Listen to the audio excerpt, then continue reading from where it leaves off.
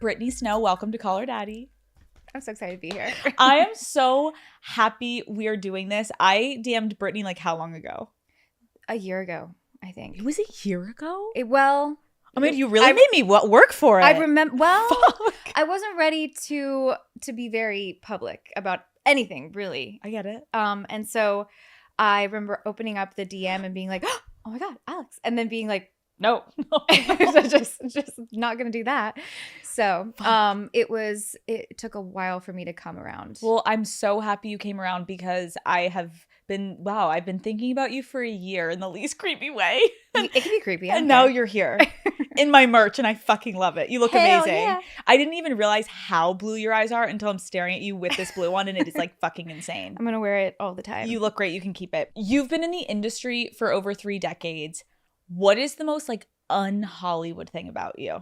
That I've been in this business for 3 decades and I have absolutely no chill, no cool, no tact, no...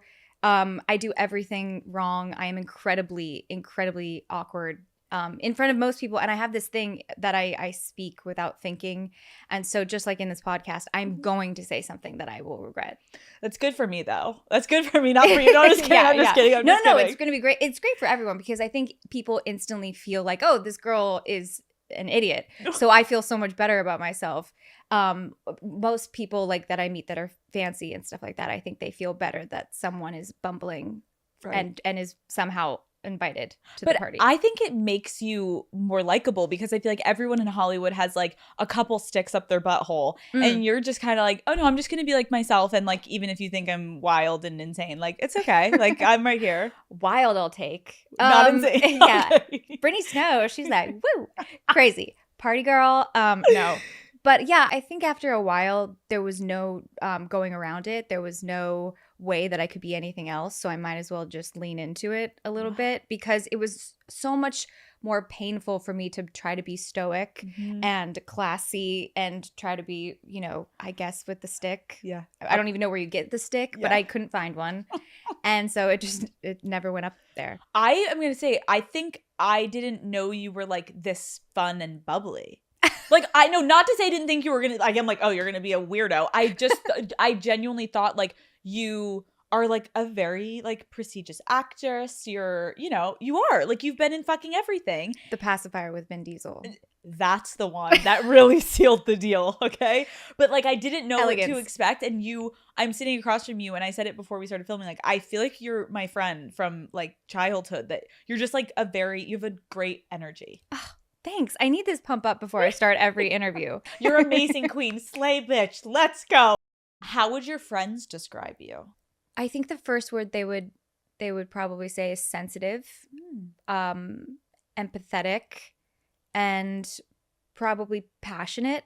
There's no way that anybody can guess what I'm thinking. You know, it's always on my heart is on my sleeve, shoulder, whatever. It's out there. And I think that people either love that or hate that about me because I'll always say what's on my mind a little bit because I'm just too sensitive not to. I love that. I appreciate that. What role do you think you play in your friend group? I'm a little bit of the camp counselor in a way where I'm like, everyone together, we're going out to dinner and we're going to like it. And we're all going to wear these cute outfits. And everyone's like, you know, stop. We have jobs and husbands and you don't. And and I think, and also I am definitely the one that probably I need the most connection, I guess. I'm constantly in connection with my best friends. I want to hang out all the time. But lately, I think in the past year, I've gotten really good at being alone, which has not been my MO at all. Instead of being anxious about being alone, I'm actually very, very secure in it, which is nice. That's growth. And that is the best feeling when you can get to that point. So I'm really happy for you. But I love being around my friends and doing activities. You're like, answer my text, bitch. Like, where the fuck have you guys been? Let's go to dinner tonight, okay? Let's talk about a couple of the movies that you've starred in that are so iconic. And then we're going to get to a new film. But first, Pitch Perfect. Obviously, I have to ask about it. It is like forever just the best movie series. Can you talk to me? Obviously, you had some of the funniest people on set with you. Is there any like incredible, hilarious memory that you have from that movie that just comes to your mind when you can like tell us a little story?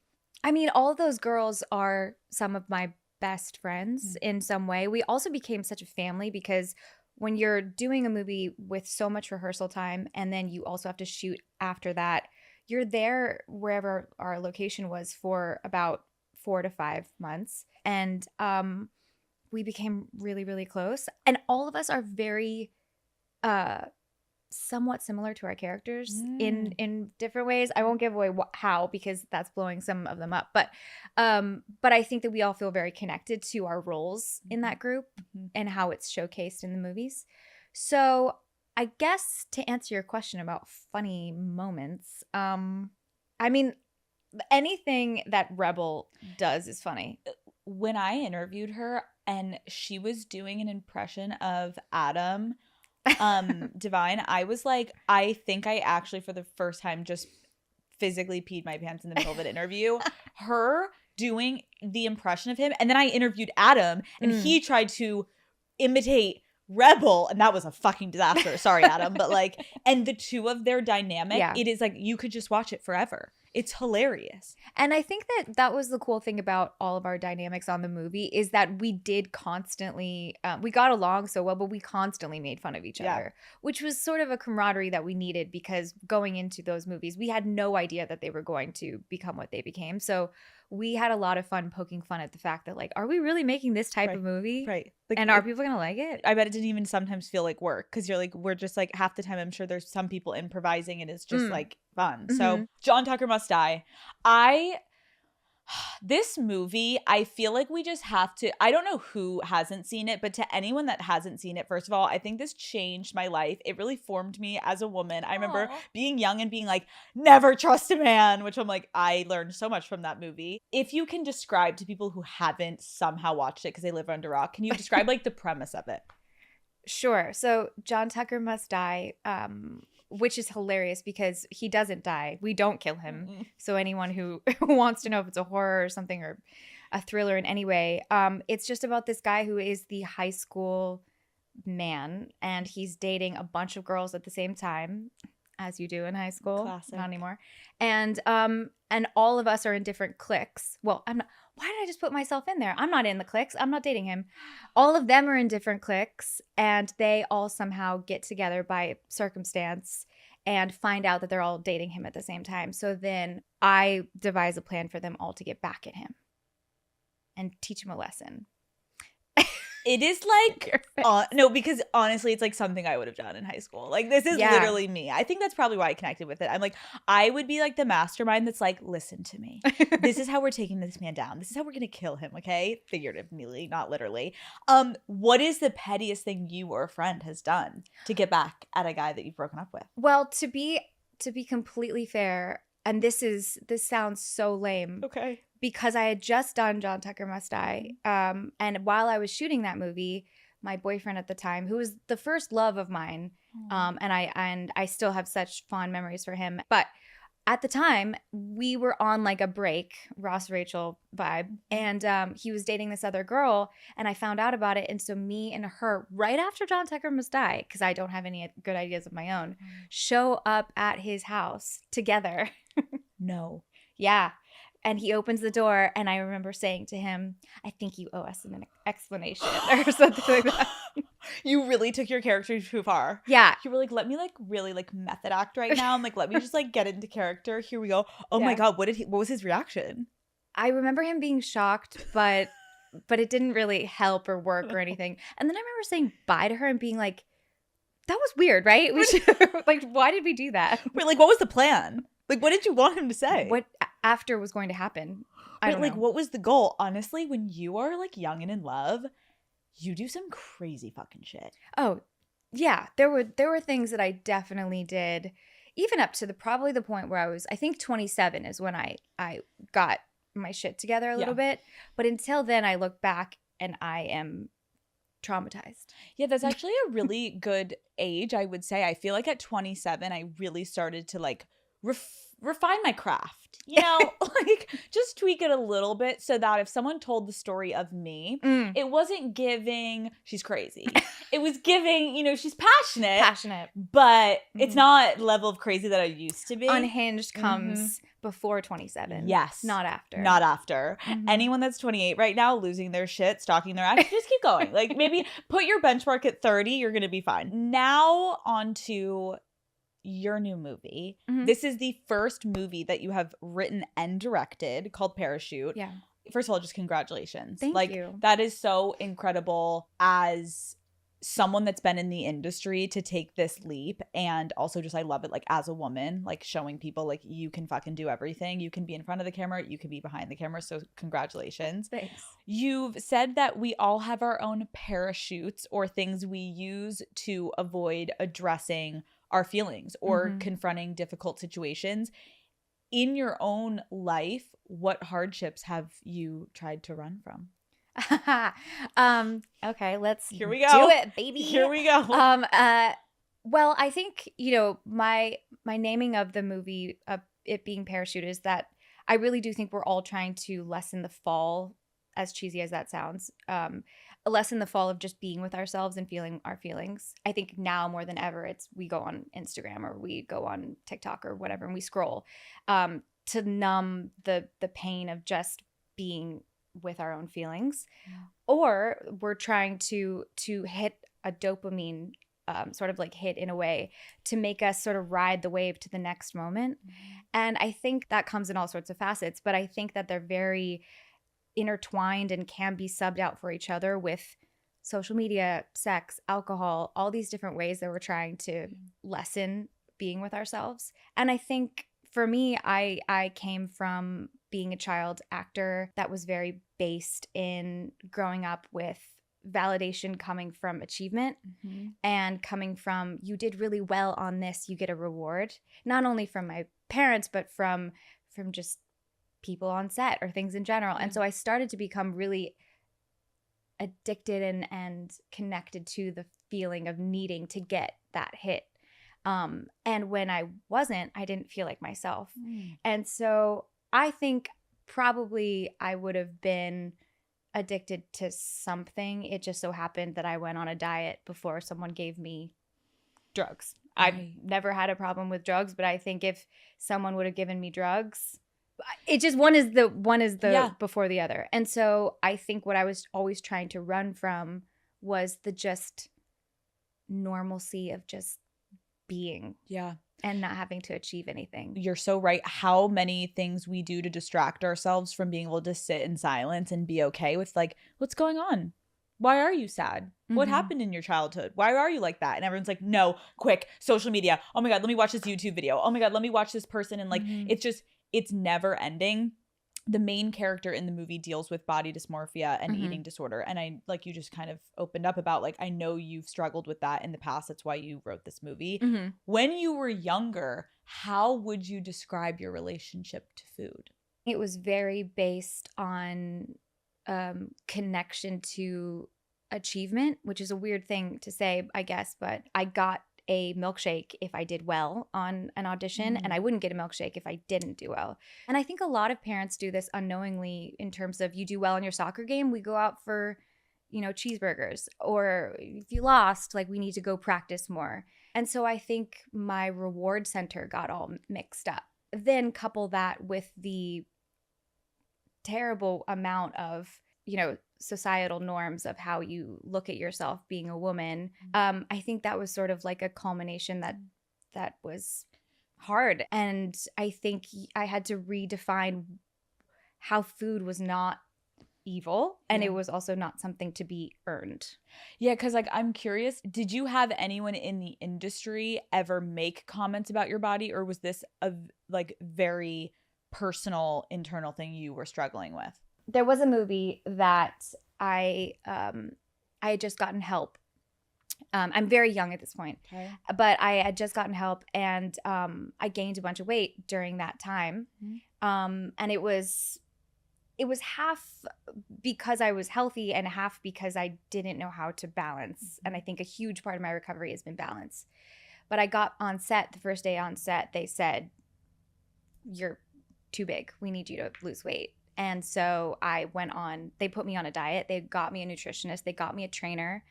And the other people in the movie got to go to set normal hours, but I had to work with a trainer at like 5 o'clock in the morning. And it sort of set up this belief system, I think, that it doesn't really matter if you're healthy. This is a long time ago. Yeah. It doesn't really matter if you're healthy. It matters what they're going to see. But do you remember like sitting in that room when you had just gone through recovery, you're like feeling better about yourself, and then you sit down and they say that to you? Like, what did you feel when they immediately said that to you? Do you remember? Yes, this is how fucked up it was. I thought, they're right.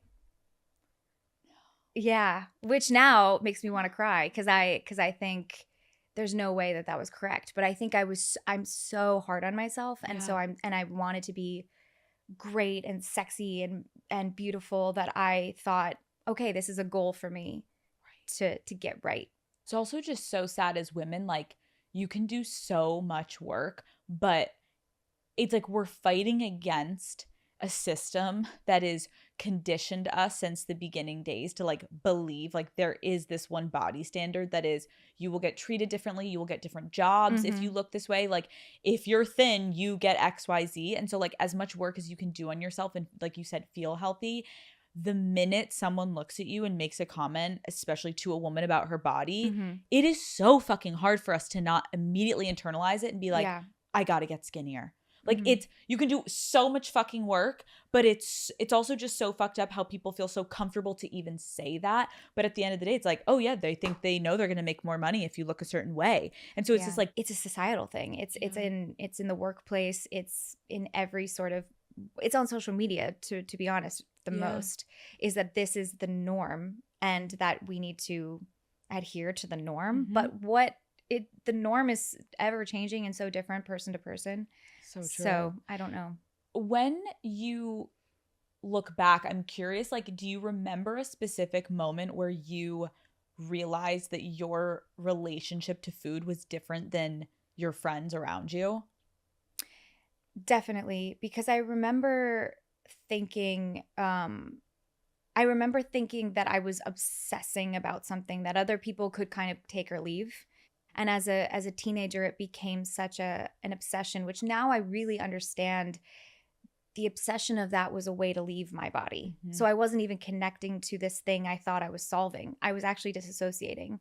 I was becoming obsessed with something that was sort of this goal over here. Right. And I think a lot of addicts in general become connected to the obsessing more than they become I mean, that's a generality that I don't know, I'm not a doctor, but I do think that that's a part of it. Yeah. And so when I was a teenager, I would collect magazines and, fitness magazines and all these different things to try to get there. And my friends would look at them and think, Leonardo DiCaprio is not in this magazine. Like, why are we reading this? like Brittany, where is Brad Pitt? Yeah. You're like, we look want at this the fold model. out of Leo. To go up on the wall. And you're like, no, look at this woman. Yeah. Got it. And I think that was the first time I was like, oh, why am I so into this? What is this going to solve for me? But I think it was useful in a way. And I talk about this with my charity, September Letters. There was an article in a magazine, in a fitness magazine, intermixed with all of the do this in Pilates and eat this. There was a story about a girl with an eating disorder, and she was sort of explaining her OCD with the obsession of it. And I ripped out that magazine article and I thought, this girl has what I have. She's doing the same thing. So I put it in my back pocket, and I wanted to keep it as a way of a hope that there was something in someone out there that had the same thing that I did. And then later, it kind of came full circle because I did a magazine article for People and I shared my story and I talked about how I found that magazine article. And there was a girl at a coffee shop who was behind me and she started crying. And I turned around and she pulled out my magazine article from her back pocket. And she was like, I carry this around as something, as an example of hope that I can get better. And I was like, okay, well, I did it. Like you maybe not did it, but it mattered. Those, of course, no, like you did something that ended up how you felt about the magazine that you first saw, you ended up doing the same exact thing to affect another woman, which I think is so beautiful. And it's so sad because I do believe there is good in social media in us doing this. Like, Yeah. I can't imagine so many people are going to listen to this and so many women are going to be like, oh my God, I needed this episode. I've been doing this. I think there's so much positivity that can come, but unfortunately, I do think there's more negativity because of how oversaturated and over comfortable I feel like people have gotten on the internet to just like sling shit out that's just like, we're not thinking before we post. Right. And I think it's really harmful. What was your like rock bottom moment where you realized like, I need to get help? Well, it's in Parachute. It's what Parachute's about, the movie. And although it became many people's stories in this way, there was a moment that I mean, people are going to see the movie, so I guess I should get comfortable talking about it. Yeah. But I thought that it would be better. This is a lot for Call Her Daddy. This is trigger warning all the way, to hell. But what I tried to encapsulate with the images in it as well is that I don't even think sometimes it's about the act of wanting to hurt yourself as much as you just want your brain to stop. And I just wanted my brain to stop. And so I think that at that moment there was a thing that happened in my brain that said, yeah, but it'll be okay if you're skinny. And that was the moment I said, no more. No more is that going to be the thing that solves anything anymore. But this is not just me. I would be hard pressed to find many people who have been through something like this that haven't had a moment like that or felt like that was an answer, and it's not. And there are so many people that have gotten through it. And I sound like I'm being really dramatic, and I'm hoping that I'm not. But I think that hopefully I can be an example that it does get better. I hope I can like ease your mind for a minute right now. Like, first of all, this is not too dramatic or heavy for Call Her Daddy. This is like the exact place we should have this conversation because of how many women listen to this podcast and how many women look up to you, and you have a voice and you do have a platform and you're so talented, and to put your experiences into a movie that so many people are going to be able to watch and connect to, like, full stop. This is not dramatic. This is real life, and you experience this. Yeah. And also I think it's so incredible to talk about this. So someone watching this is going to be where you were how many years ago and be like, wait, maybe tonight I don't have to harm myself. Maybe I should go to someone and ask for help. That's what this is about, right? I think so. And I think that's what, I guess people keep asking me, why did I do the movie? Why did I make the movie? And I think because I didn't have a movie like that when I was going through it.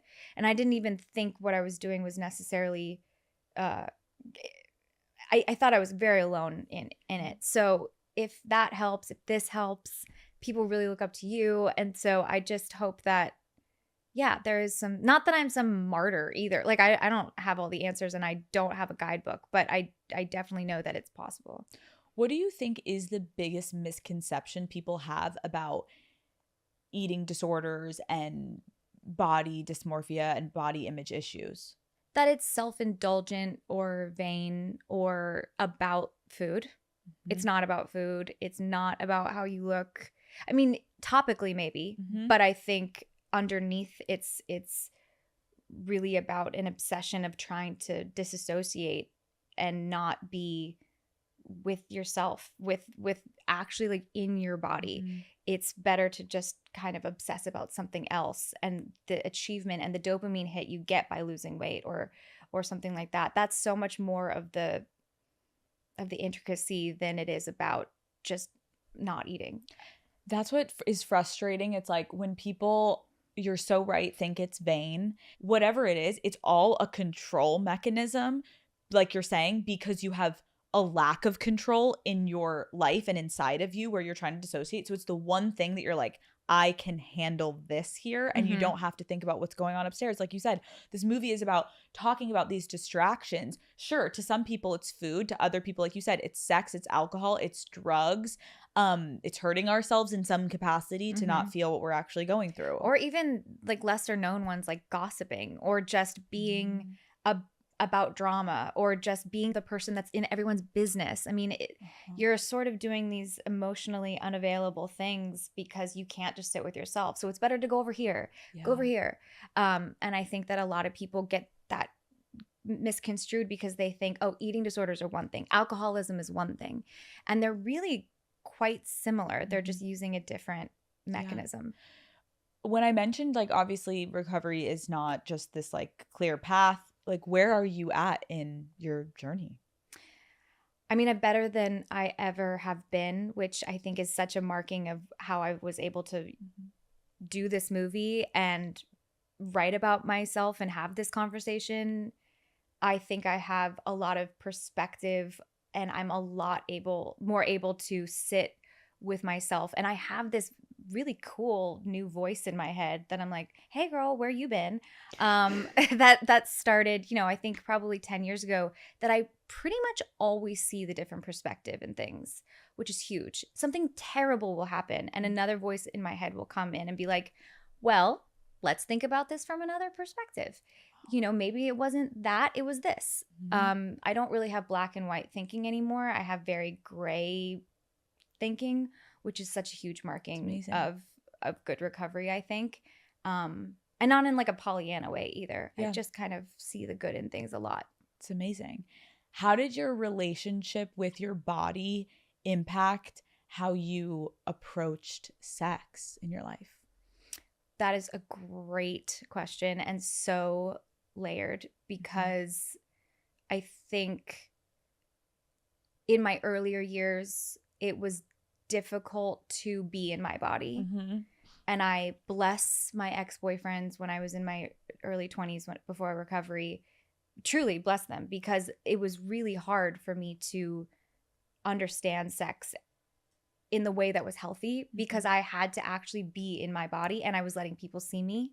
And that was really hard for me. And then more and more, and especially now, I have so much recovery and autonomy and like confidence in my body now that I've never had before. I mean, I was naked in X. So if that says anything. Right. But that's like a huge step, I feel like, probably for you, right? That's why I took it, to be honest. I was scared shitless, but I think it was such a goal for me. And I hate to use the word goal since I've dragged that through the mud this whole podcast. But what I wanted to do was be able to have that sort of confidence of playing a character that was brazen in her body and bold, and it not get into my head. Yeah. It was really about balance. Yes, you did it. I did it. What kind of guys growing up and during this time of your life, like, were you going after? Who were you pursuing, Brittany? What were you up to over there? Have you seen a side by side of all my exes? Because I have. I have too. Why don't you explain it to people that haven't? Well, you can go on Google, and I definitely had a type. God bless me, Brittany, from when you were young. I think, I've had a lot of therapy. Okay. And I think that I was going after people that sort of made sense in my mind and that were lovely and very kind to me. And I've never dated anybody who was like an asshole. Okay. Which I know seems weird when you look at my dating history, but they weren't. They were all lovely. But I think I went for a type of guy that made the things that I thought I was lacking make sense, if that makes sense. So trying to like almost fill the gaps of where you were like, I'm not feeling great about this, but they bring this to my life. So they fill that for me. Exactly. But when we get into therapy, as we know, Brittany, it's like, no, you've got to be whole on your own because then you'll pick a complete different partner. Completely different. No one will have to fill any gaps. They can be an individual. You can be an individual. And then you just come together. Exactly. Okay, fascinating. I know a huge theme also in this movie is codependent relationships. Have you ever been in one? Well, the movie is about what really happened. I got into a codependent relationship with a guy who is still a friend of mine. And I think I think all relationships, especially before therapy, are sort of these microcosms of what you dealt with in childhood, because it feels like home. And so it feels like, oh, that thing that I was missing from my mom or dad, I'm going to somehow recreate in a relationship. And I know I'm not talking about anything that people don't know, but I do think it's really interesting with codependency, because I never had someone really unconditionally take care of me in that way. And so I got addicted to someone saving me a little bit, and I thought that that was love. Can you talk about that? Like your childhood? What do you mean you weren't taken care of? I think I love my parents and I won't even talk ill about them at all. But I think that and a lot of parents were like this in this generation too. It was very conditional. Yep. It was very, I got, an anxious attachment style for a good reason, because I got a reward system, like I was saying. Yep. So I think that when I had someone who was just like, anything you do is great, and I'm going to be there for you no matter what. Yeah. If you fail, if you win, I mean, it was just like gold. Right. You're like, whoa. Yeah. I don't like have to do this, and then if I don't do this, I like get punished, or I don't get attention, or I don't. Wow, that is interesting. But then I started to it started becoming very evident that that it became codependent in a way of being addicted to that saved cycle. And I think that was the relationship that got me into recovery. Yeah, because while you're saying that, I'm thinking about it. Like, it's so hard to spot. But then when you're in a codependent relationship, like all of a sudden you do eventually, I feel like most people get to that point where like you feel like you've been saved, the person's there, and there's still this void. And you're still like, wait, what? Like, why am I not fulfilled? Why am I not happy? It's like, because a partner can actually not solve what you're lacking and what you're missing. You have to solve that. And so it's a Band-Aid. It feels good for a minute. Like you said, they would come in, you're like, this is fucking good. But really it's just they're like covering the tracks of what your parents didn't give you. And then once they do that, then you're feeling cozy, and then you're like, wait, but I still am feeling kind of like shit on these days. And then you realize like it actually has nothing to do with the person across from you. Of course, a partner can influence how you feel about yourself, but when you're looking for someone to fill the gaps, once the gaps are all filled, then it's like, why do I still feel empty in moments? Yeah. And no person they're all just going to bring out these things in you that you need to go and look at for yourself. Well, I do have to ask you. Okay, first of all, here we go. Let's do it. Here we go. Let's go. Well, first of all, are you single? Yes. What? I am. Wait, that was kind of like... I am. You are? Yeah. But are you like talking to people? Yeah. Yeah. Yeah. Because if you were like single, you'd be like, absolutely. I saw a little like, yeah.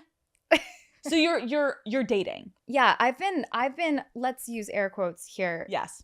Single, weirdly. I'm not saying weirdly like it's so weird for me to be single. I'm saying weirdly because it's very easy for me to get in a relationship. Got it. And I've been actively trying to be alone and be with myself and just feel the feelings and not have to band-aid it with sparkly, shiny, emotional thing. Totally. And so, yeah, I've been in and out of things a little bit, but nothing concretely. And so, until, we'll see. Okay. So last year, yeah, you went through a very public divorce with your ex. Your ex-husband went on a reality show, and there was a situation with another woman that just played out, and you had no idea what was happening until it aired for the world. What did you feel when you saw this play out for the world to see? I will preface this with they've taken up, and I'm collectively calling them all they, because I don't know any of them, except my ex-husband. They took up a lot of energy and emotion and time and real estate in my head. And I don't want to give them any more time and energy, because then they would win and they would get what they wanted, which was getting my time and energy and attention. I was not aware of a lot of things. I'll say that. So I will say what people think happened. Mm-hmm. And I think that there's also, in my experience with this and how I've processed it, there's a lot of grace that I give myself, and also I can own there's a part of this that I don't have a part in. Mm-hmm. They messed up. But I am trying. I tried very hard to see it all from every side and release that anger, because it doesn't serve me. At some point when you're moving on from something, it's like you don't want to give things air. Mm-hmm. I think as a woman watching it, I got triggered because like I have had a not exact same similar situation, but like I've seen things online of someone I was dating in the past, and I was like, sorry, what? Mm-hmm. And it warps your perception of like how can you trust people? Like it's such a or how can you trust yourself? Yeah. Which I think the saddest part about the whole thing was mm-hmm. I didn't see any of I was what? Like Yeah. and to trust yourself after that and be like, Mm-hmm. I have a good sense of character. There was some I had instincts, and I think because I was in love, I didn't trust them. Yeah. That's what I feel like, which is the worst, is when you get a little space from it. We kind of always know. Mm-hmm. But like there's so many reasons we don't want to know, because it looks all good and most of it feels good, but there's like a tiny thing in your head that's like, and you're like, no, get out of here. Like everything is fucking good. Like we are thriving over here, but it's not. And I guess like I just now like thinking you're fabulous and getting to know you, I can't help but just ask like, how I feel like you're kind of a private person. Specifically with my relationships, 100%. Yeah. So how did you just like handle, like fuck him and that all them for a minute. Like how do you handle internally people fucking coming at you and wanting to know something so personal that like this person betrayed you? Like they took it so public and you didn't have a say in it. Like how did you recover from that? Like, and how are you recovering from it? I think that was the hardest part, was the not being able to not because anyone silenced me, just that I was not going to play that game. Mm. I don't have the anger that I think people wanted me to have, in terms of like I wasn't. It was so like, what? Right. I just didn't even want to go there. You know.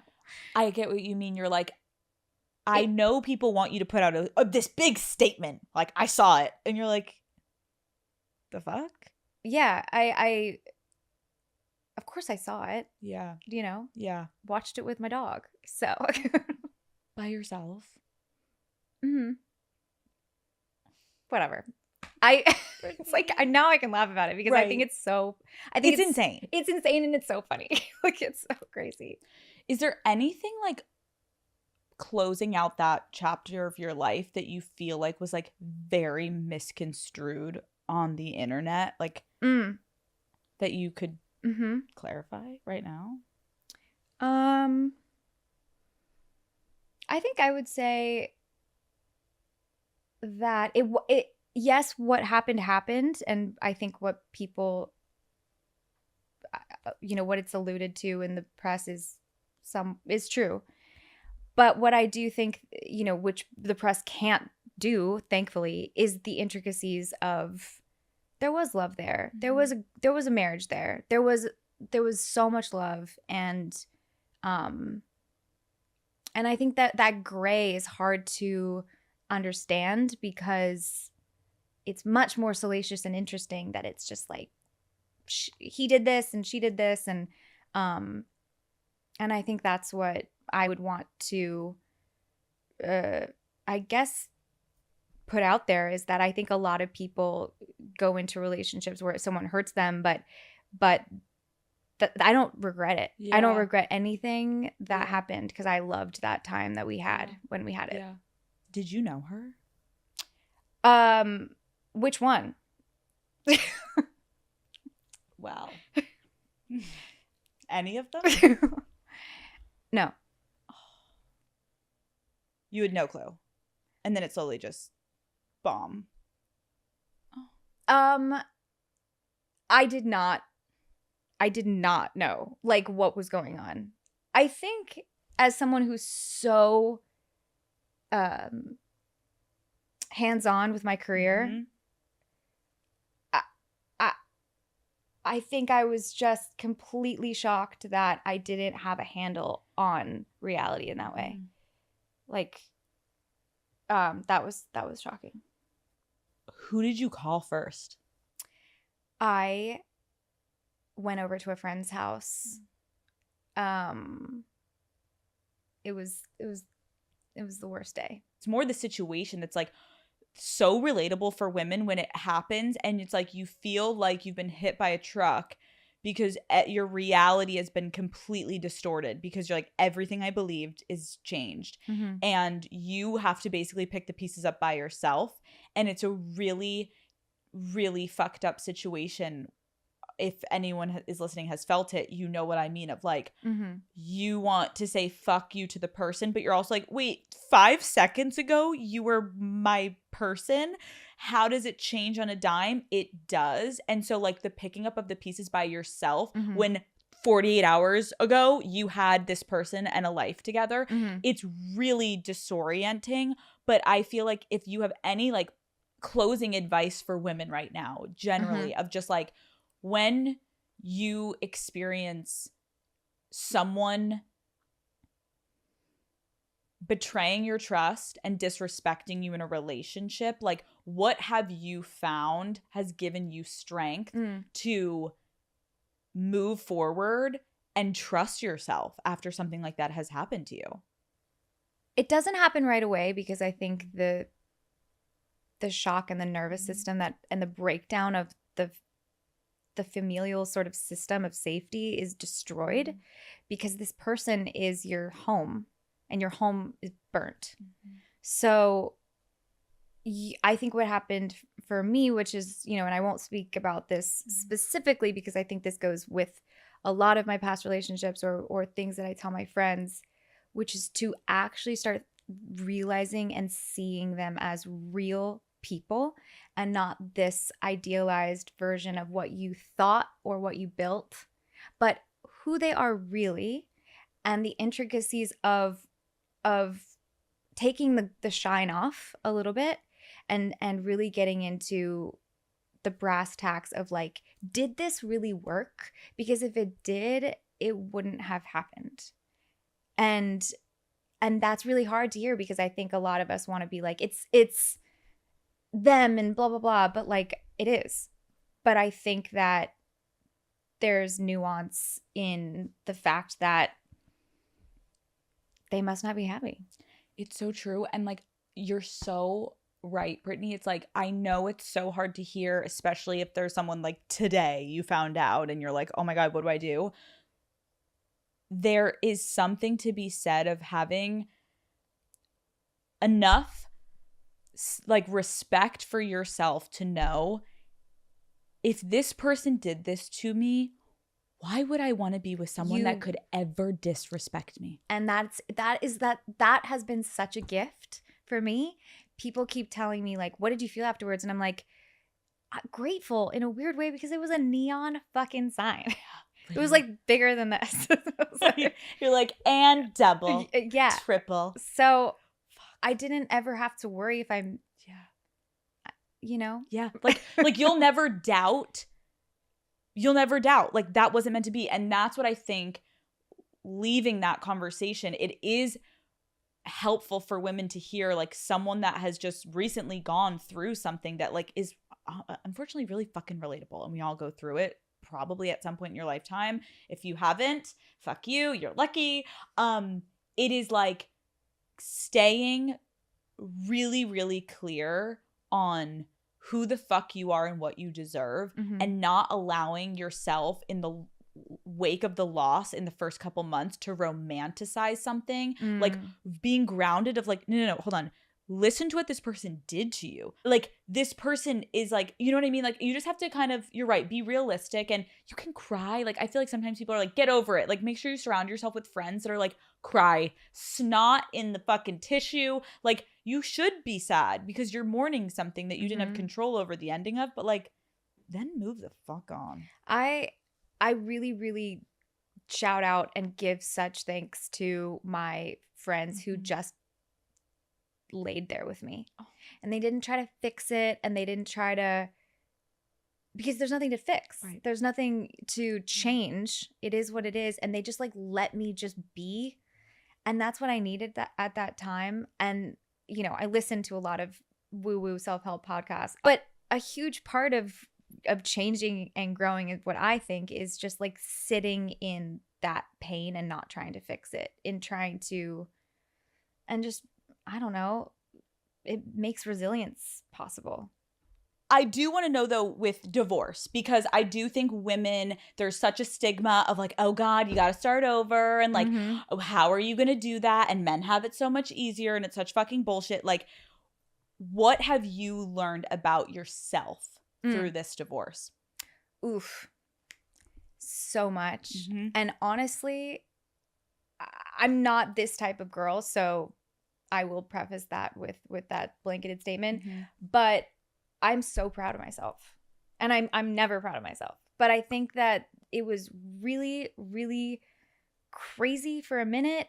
But I think like anything, there was this one time that I texted a girl from Pitch Perfect, one of the Bellas, and I said, "What do you do in this situation? How are you handling? How did you handle this emotion? Because it's so much pain that I didn't know if I could do it." And she just said, "You just sit there. You just sit there, and you just take it, and you just exist. Just exist." And I just remember sitting there being like, okay, I'm just going to exist. And I'm just like, and it passes. And then you just realize, oh, this stuff is so ephemeral in a way. Like it's just, it does hurt, but it comes and goes. And I think that sort of impermanence can be an example for so many things in life. So true. That's like, again, it's the hardest thing. And it's like what we go back to when we were talking about, you know, struggling with an eating disorder, where you're like, oh my God, if only like I could just get out of my head. But it's like, but it does get better if you do get help. It is the same thing with everything in life. Like there is, you're right, there is this impermanence where like in the moment it feels like, oh, the ship's going down, we're fucked. Like, how am I going to get through this? And then one day you fucking wake up and you're like, huh, I feel better. Right. And I don't know how. Then one day you're sitting on Call Her Daddy and I ask you if you're single and you're like, well, let me talk to you about my roster, bitch. Like, and it's like life goes on. Yeah. Had you ever been cheated on before? Yes. And ooh, do I love dealing with that in therapy. Ooh. Girl, because, you know, here's the thing. Fuck them for doing that. Right, of course. To be honest. Of course. But underneath that, I can't control that. And what am I going to be angry for the rest of my life and draw, you know, holes in their eyes with the pictures? Like a little voodoo doll, like, fuck you, bitch. But what I can do with that is look at my part of like, I picked them. And maybe that was something that I should have looked at because maybe I was doing something from my childhood of like needing that validation or that sort of conditional love and the fighting for the like, are they gonna think I'm hot? You know, like whatever. And it's like, I don't do that anymore. What is something that you have like you put up with in the past that now that you've like become centered with yourself and you can look back at past relationships, you're like, I will never put up with this anymore? I had an ex tell me that I couldn't wear sweatpants. Sorry, what? He would fucking hate me. Holy shit. Who is this man? I will not tell you, but what? Yeah. Oh yeah. That they signified giving up, which I love the description as well. So I'm just getting started, bitch. Giving up? Giving up. Relaxed, cozy, comfortable, thriving. I was like, I can look hot in sweatpants. You can look so fucking sexy in sweatpants. Let me be the person to tell you. So I think No. that guy in general, although young, I get like it, a but, young like- soul, and also we're friends now, so it's fine. Right. And But- you wear sweatpants every time you see them. Oh yeah. Oh, my friends got me a ring that is engraved sweatpants. No. Yes. Well, it's just When we broke up, because they were like, "Girl, wear your Girl. fucking sweatpants." Yeah. well, it's also just so sadly indicative of like male-female relationships where it's like, why do men feel fucking comfortable saying that shit to women when it's like, we would never say that. Oh, don't wear, well, I would say don't wear your fucking khakis, bitch. Like, but it's like, why, you know what I mean? It's such a like a demeaning statement that you're like, what? Why? I think he had an idea of what sexy bedtime-ness was, and it didn't incorporate sweatpants. I don't know. But I think that's marketing and also shitty, things given to men as of this is what a woman is supposed to do. And I think that bleeds into a lot of relationships too, is that I think men think that there's this generalization of what women should be like. Right. And I'm sure you've dealt with this a lot too, but I think a lot of times I've dealt with in relationships where like a guy thinks they want a boss. They think they want the girl that comes in a suit and then changes into sweatpants because she's fucking tired. Exactly.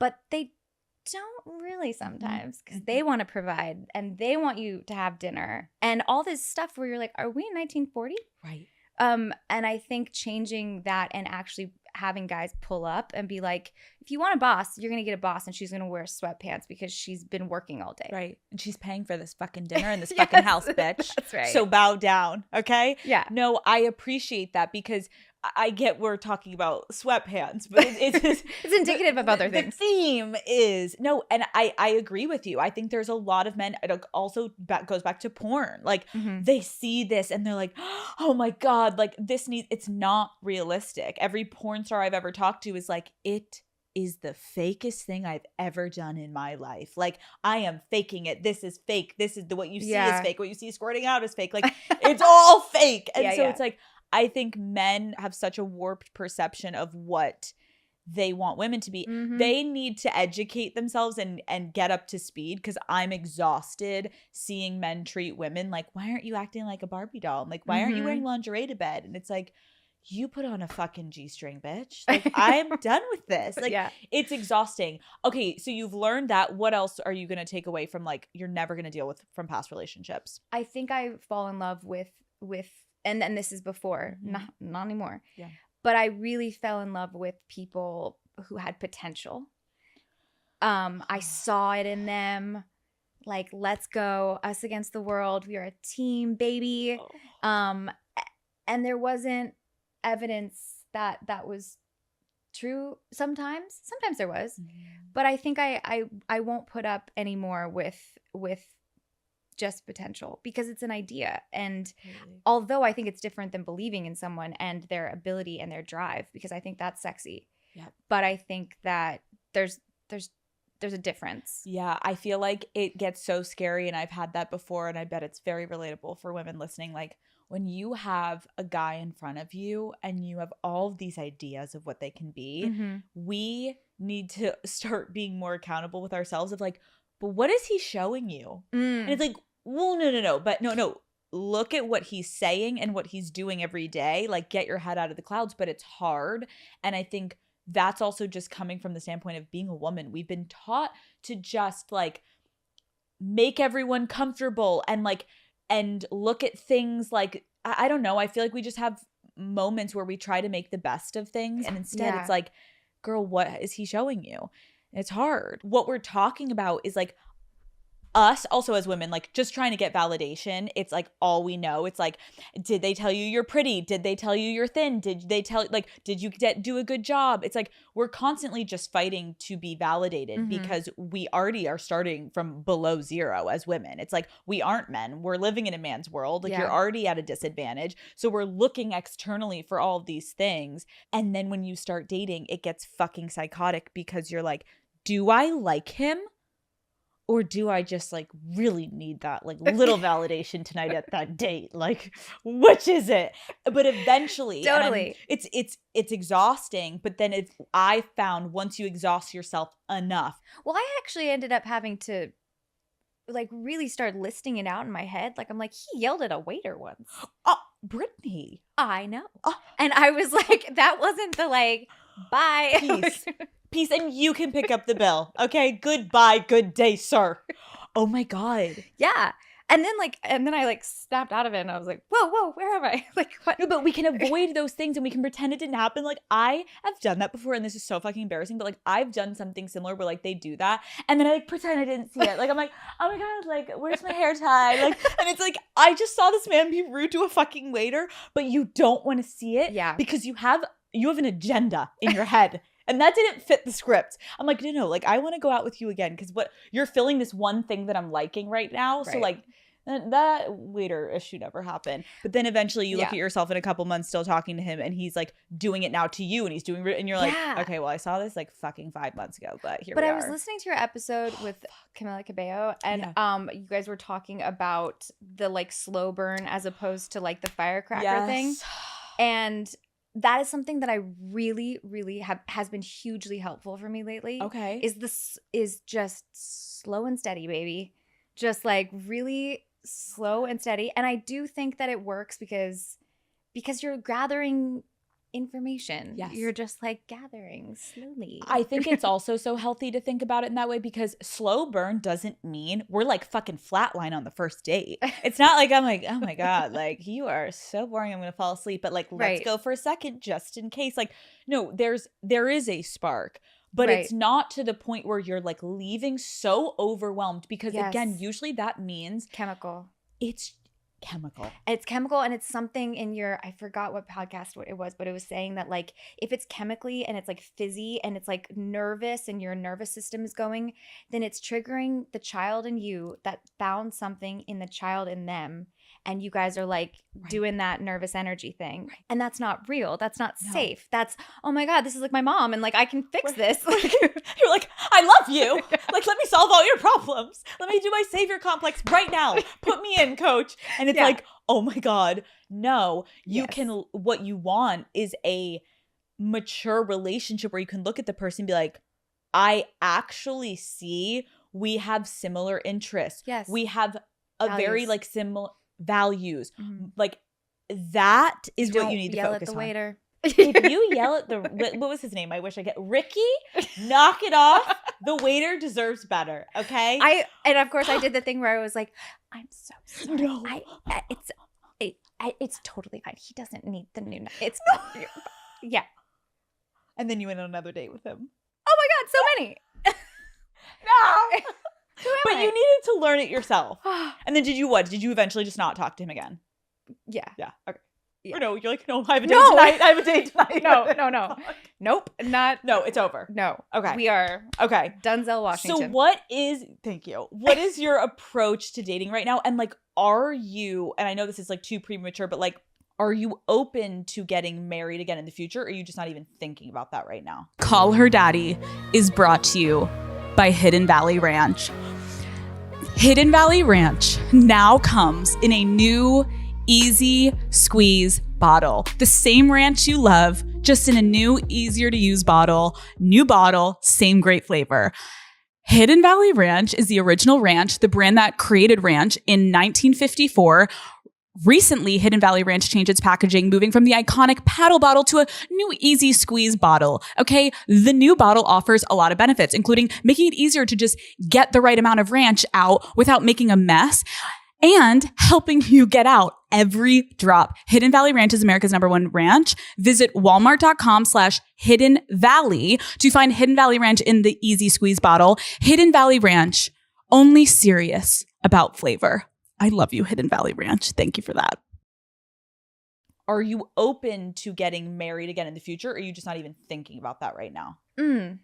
That's a good question because I vacillate a little bit because I think it's a huge, you're getting married soon. So I can't, destroy this too much. Like, marriage is fucking off. Alex, run. I'm like, no, okay, fuck off, Matt. We're done. No, you're already married, right? No. Oh, I thought you got the license and everything. Oh, what? Oh, you're right. Oh, I am legally Do married. you not oh know? my god. Oh my god. I'm like, am I married? Oh my god. Wait, did I get that wrong? You're right. Oh, I love that I'm telling you about you. I love that Matt is gonna be like, Alex, I am married. Well, no, to be fair, I was waiting for the 90-day thing, and I think by now I think I am legally married, but my wedding is coming up. Right. So those are That's different. what matters. Yes, you're right. Weddings matter, marriage matters more, and I am married, and this is good to know. Note to self, Alex, you're fucking married, you dumb bitch. I am married. I think so. Let me check. It's like a technicality. Yeah. Technicality. Anyways, back to you telling me I shouldn't get married. No. I'm not going to tell you because here's the thing. Marriage is fucking awesome. Okay. And I loved being married. Okay. I really thrive in relationship. I do. Okay. And I think that there's something so beautiful about the like, you know this, Yes. the coming together and being like, we got each other, partnership, teammates. Mm-hmm. I love that idea. I vacillate a little bit of like, can you have that without the paperwork? Mm-hmm. Just because I've been on the other side. But I also am a hopeless romantic. I love love. Yeah. I can't help it. And so I would love to be able to believe in marriage again. Yeah. And I date to, I'm dating to find my person. I think that's absolutely the right way to look at it. Like, of course, like you would love one day, like maybe, but I think a lot of times we can get dating's exhausting. Oh my God. And it can get infuriating, but I do think everyone who has been in love at one point, and we don't even need to take away from past loves. It's like that feeling is amazing when you are with someone you love, and then even if they become a piece of shit later, like you can just remember those good moments.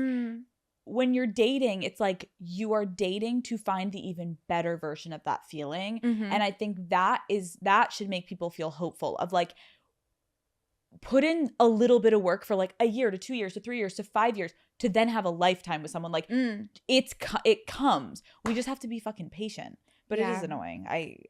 It can be annoying, but then it also can be really fun. I think that some of my favorite women right now are like still dating after heartbreak. I mean, that's huge. It's so strong to be able to put yourself out there like that again, and to believe that you are worthy after something bad happens in that way. That's fucking badass. So it is. And you have to believe in yourself in order to know that you can withstand your own mind in the battle of that. I agree. And I think because women are so judged based off of our age and our looks and all the things, and society tells us like, you're dead by 30. Like, I'm like, oh my God, like feeling my best as I'm entering this new era. Like, fuck you.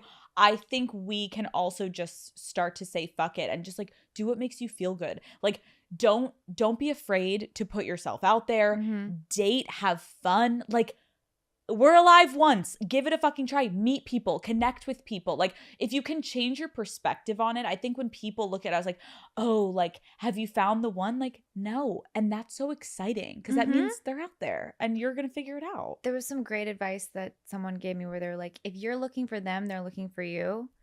And it was so simple, So true. But I thought, oh yeah, like if you're out there and I feel like I'm pretty cool, right? Then someone's out there that's pretty cool too. That's like, where is she? Where is she? And one day you're going to walk in and they're going to be so nice to the waiter. And you're going to be like, oh my God, this is totally the right guy for me.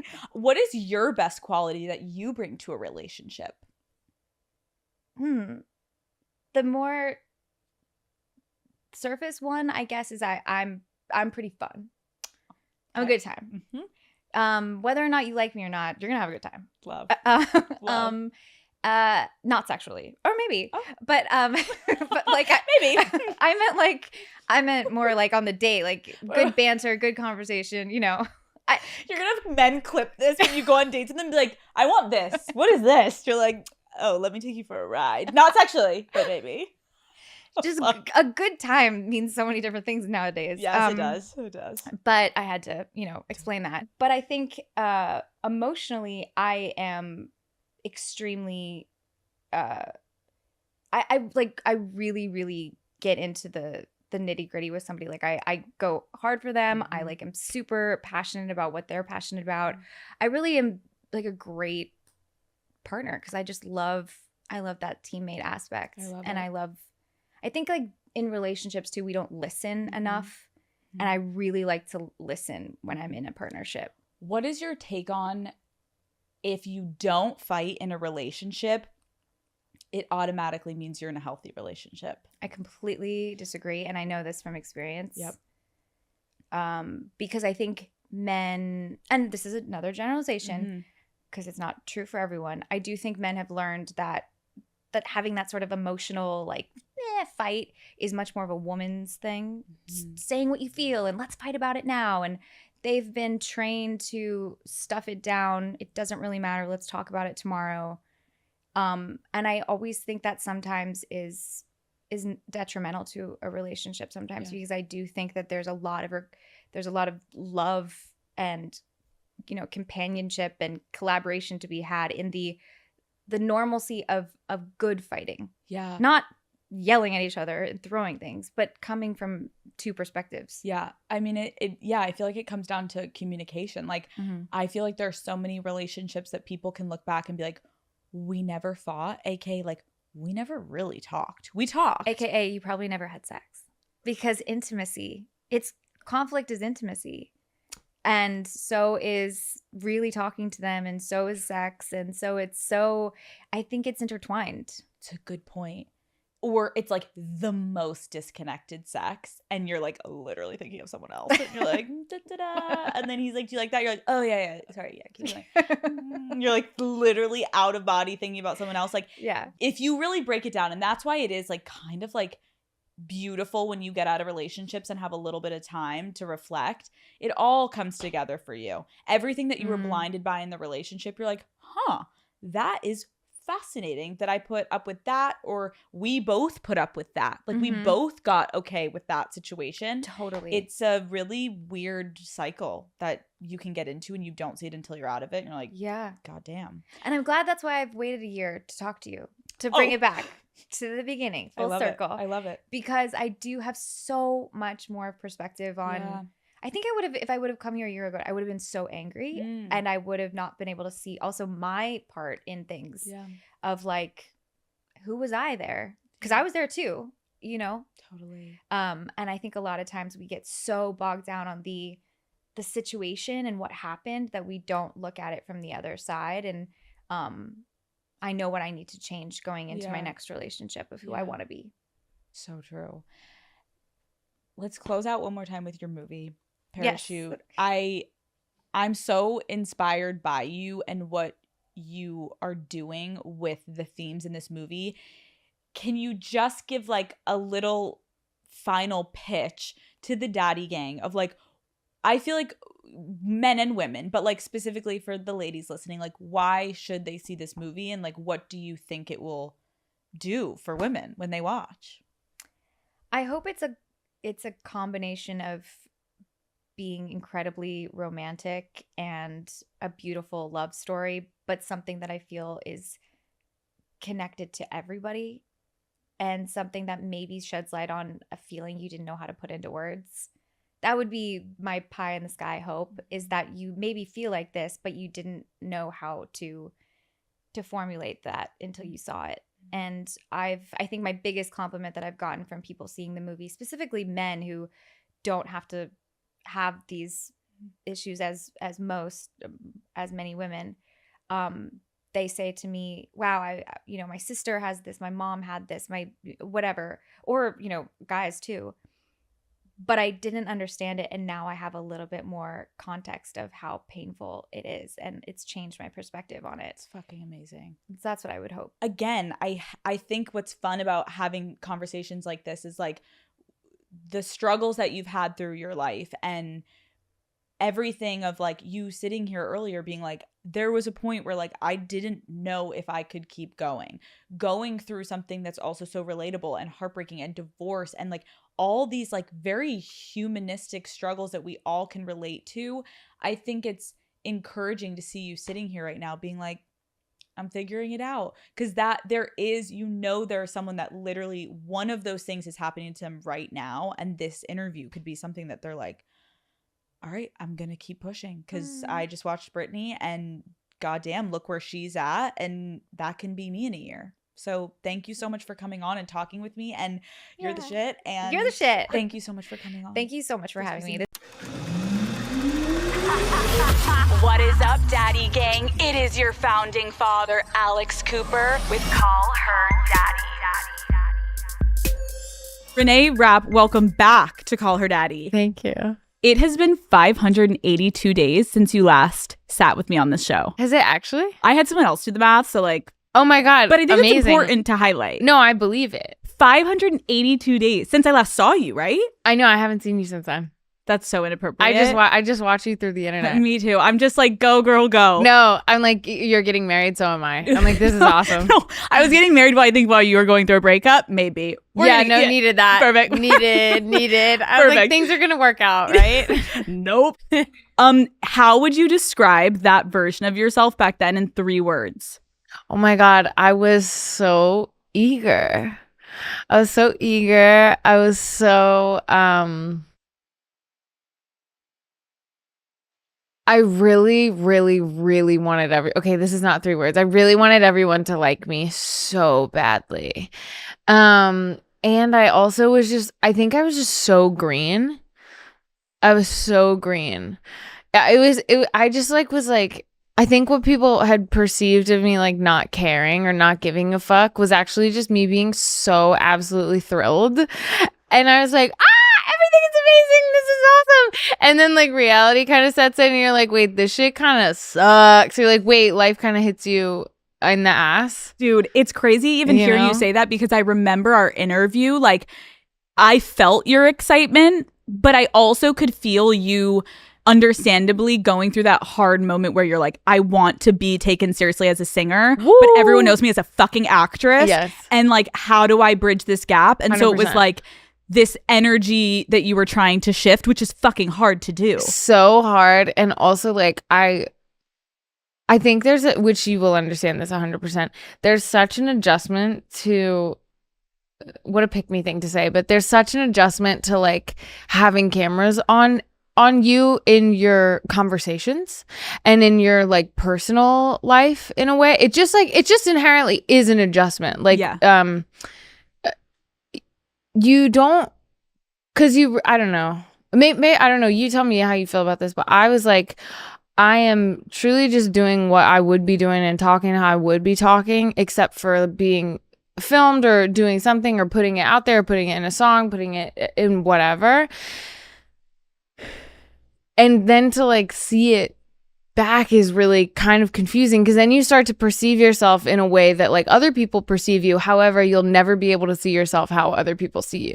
I relate 100%, because this isn't natural. Right. We're going to talk differently, understandably, if we're at my fucking house with no cameras on. Completely. Not that we're being fake. It's just different. No, I'm just like, I'm getting canceled if we're talking without cameras on. Do you know what I'm saying? 100%. Right. How much media training have you gotten since I last saw you? Bro, none. I feel like people have tried. I feel like it's, you know, I will never forget when I lived in my first house that I lived in LA.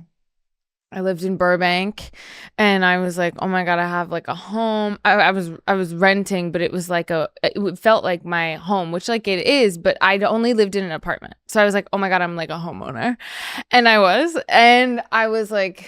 sat on the phone with like a publicist from maybe the PR company I was working with at the time. I honestly don't remember. And I remember like understanding that they were trying to kind of coach me into like what to say and what not to say. And it was kind of like the second I realized it, I like totally just like tapped out. And I was like, oh, I'm really uninterested in hearing this. Not that they were doing anything wrong or their intentions were wrong. I was just like, I'm not going to regurgitate what you just said to me. But I feel like that's like a lot of times the turning point for artists, which is not their fault, but you get all these people in your ear and then you're like, oh, is this what it takes to make it? Like, is this the steps I need to take in order to be liked and in order to become like one of the biggest stars in the world? And the fact that moment, probably one of the biggest first moments where people were trying to shape you into this person, you're like, No. I was just like, wait, like I understand, but that's not what I will be doing. But I think that's why people are loving you, because you're very unfiltered. You talk about how you like dress kind of according to how gay you're feeling. Correct. Talk to me about how you picked this outfit. Today this outfit is coming from probably like a 6.5, I would say, on a scale of 0 to gay. And I don't know. Recently I've been wearing heels. I used to never wear heels, and now I love a heel. Now I'm like, give me some fucking height. I don't know. We get an email and your team is like, we have like 10 plus people we're going to bring. Right. Classic, Renee, entourage. Of course. When and where is last time you went somewhere alone? Okay. You have to go here alone. Okay. Well, I didn't go alone. I rode in the car with people, but then I had to go alone. Where? The last thing was the Academy Gala, and I was so fucking freaked out because I was like, I am literally going to split myself vagina to tip of head. I was like, this is going to be so terrible, but I made it. And I was like, stood like in the like carpet line, and everybody of course is like chit chatting. And I was like, oh my God, I'm just going to end it all right now. This is just the worst. And then I just spent the whole time on the phone because I was way too anxious, and I got nervous. I think people perceive me as being very confident and hanging out and like can talk to anybody. Literally not at all. I'm like shaking like a whore in church. And that's the last time you ever went anywhere alone ever again in your life. That's the day Regina George died. No, and that's when Regina George died. It's like it was the only thing I could talk about for the first like fucking 45 minutes being inside. Like I swear to God, I like every single person that I saw, I was like, oh my God, like, how are you? I had to come here by myself. And they're like, yeah, so did I. And I was like, woo, you okay? And they're like, yeah, like, it's definitely weird, but like, I'm okay. They're like, it's like an hour ago at this point. And I was like, yeah, no, totally. I'm over it. You get home, you're sobbing. No, I'm like having a fucking panic attack. You're shaking. No amount of a beta blocker could have prepared me for that. Nothing. Okay. Do you remember who you brought to the studio 2 years ago? I brought a girlfriend of mine 2 years ago. And when I was thinking about it, yeah, I'm pretty sure there was like, you were not publicly out fully yet with her. No. And people saw her in the back of some of our videos we took together. Yes. And it was like a light, soft launch where people were like, wait, it's definitely her with her. Like, oh my gosh, they're definitely together. Yes. Yes. And it was so crazy because like seeing you basically 2 years later, that moment, I remember how like giddy in love you were. Dude. Sorry, is your girlfriend like in the green room? Hi, no, honey. she's 1 second, we're getting to you. She's got a sprained ankle at home. Perfect. She's immobile, actually. I hit her crutches, so she won't be leaving the house. You're like, you are not leaving. Sit down, especially you're not coming to call her daddy. Yeah, so like, hang on. I remember you were like giddy and in love, and it was like the beginning stages. Absolutely. Puppy love. It was very cute. Absolutely. Talk to me about what happened. I ended up, after that kind of year of my life, just being like, I am really unhappy. And I think that, first of all, I do believe that everything serves its purpose. Yeah. I like fully believe every relationship, every friendship, I'm a big, like, everything happens for a reason. All good. I think that there were like a lot of people in my life, particularly in that year. And I think also kind of when you're like coming up and starting to like be, perceived by larger amounts of people, do more things that is exciting. Your job can kind of become, you will understand this deeply, your job becomes a playground to everybody else. And for you, it's your work. And don't get me wrong, there are parts of it that are so fucking exciting, and we're so fortunate to work in something that can be like so jokes and so fucking fun. But my whole life kind of became a playground for a lot of people. And I stopped seeing my friends. I stopped having fun. And I was like, damn, I have to make like a lot of like massive life changes. And so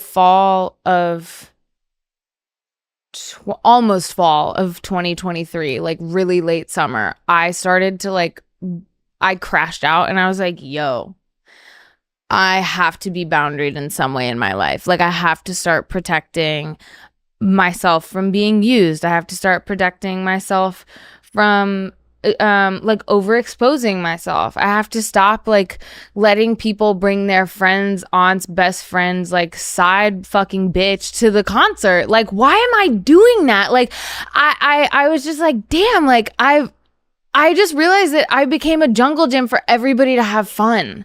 And that is so isolating and sad. It sucked. It sucked so bad. And did you break up with them or did they break up with you? It was like pretty amicable. So is this not the relationship that you wrote about in this new album, Miss Renee? It is, but it's on certain, only on certain songs. This album is like a conglomerate of my current relationship, my past relationship, the relationship that I was in before that I don't even know if you could consider a relationship, about like some of my friends. It's like we were talking about this the other day, and I was like going through it, and I was like, wow, like there are so many different people, or I guess experiences on this album that are even like half and half put together in some songs. No matter how like shit that relationship was, I remember just being like, damn, that's a place I never want to get to again. All right, Daddy Gang, this is an ad by BetterHelp. I have had such a busy year so far, and lately I've been wanting to take some time to reflect and just check in on my mental health. I have been really interested in exploring different forms of therapy, so I've been doing a lot of research into what technique might be best for me to try next.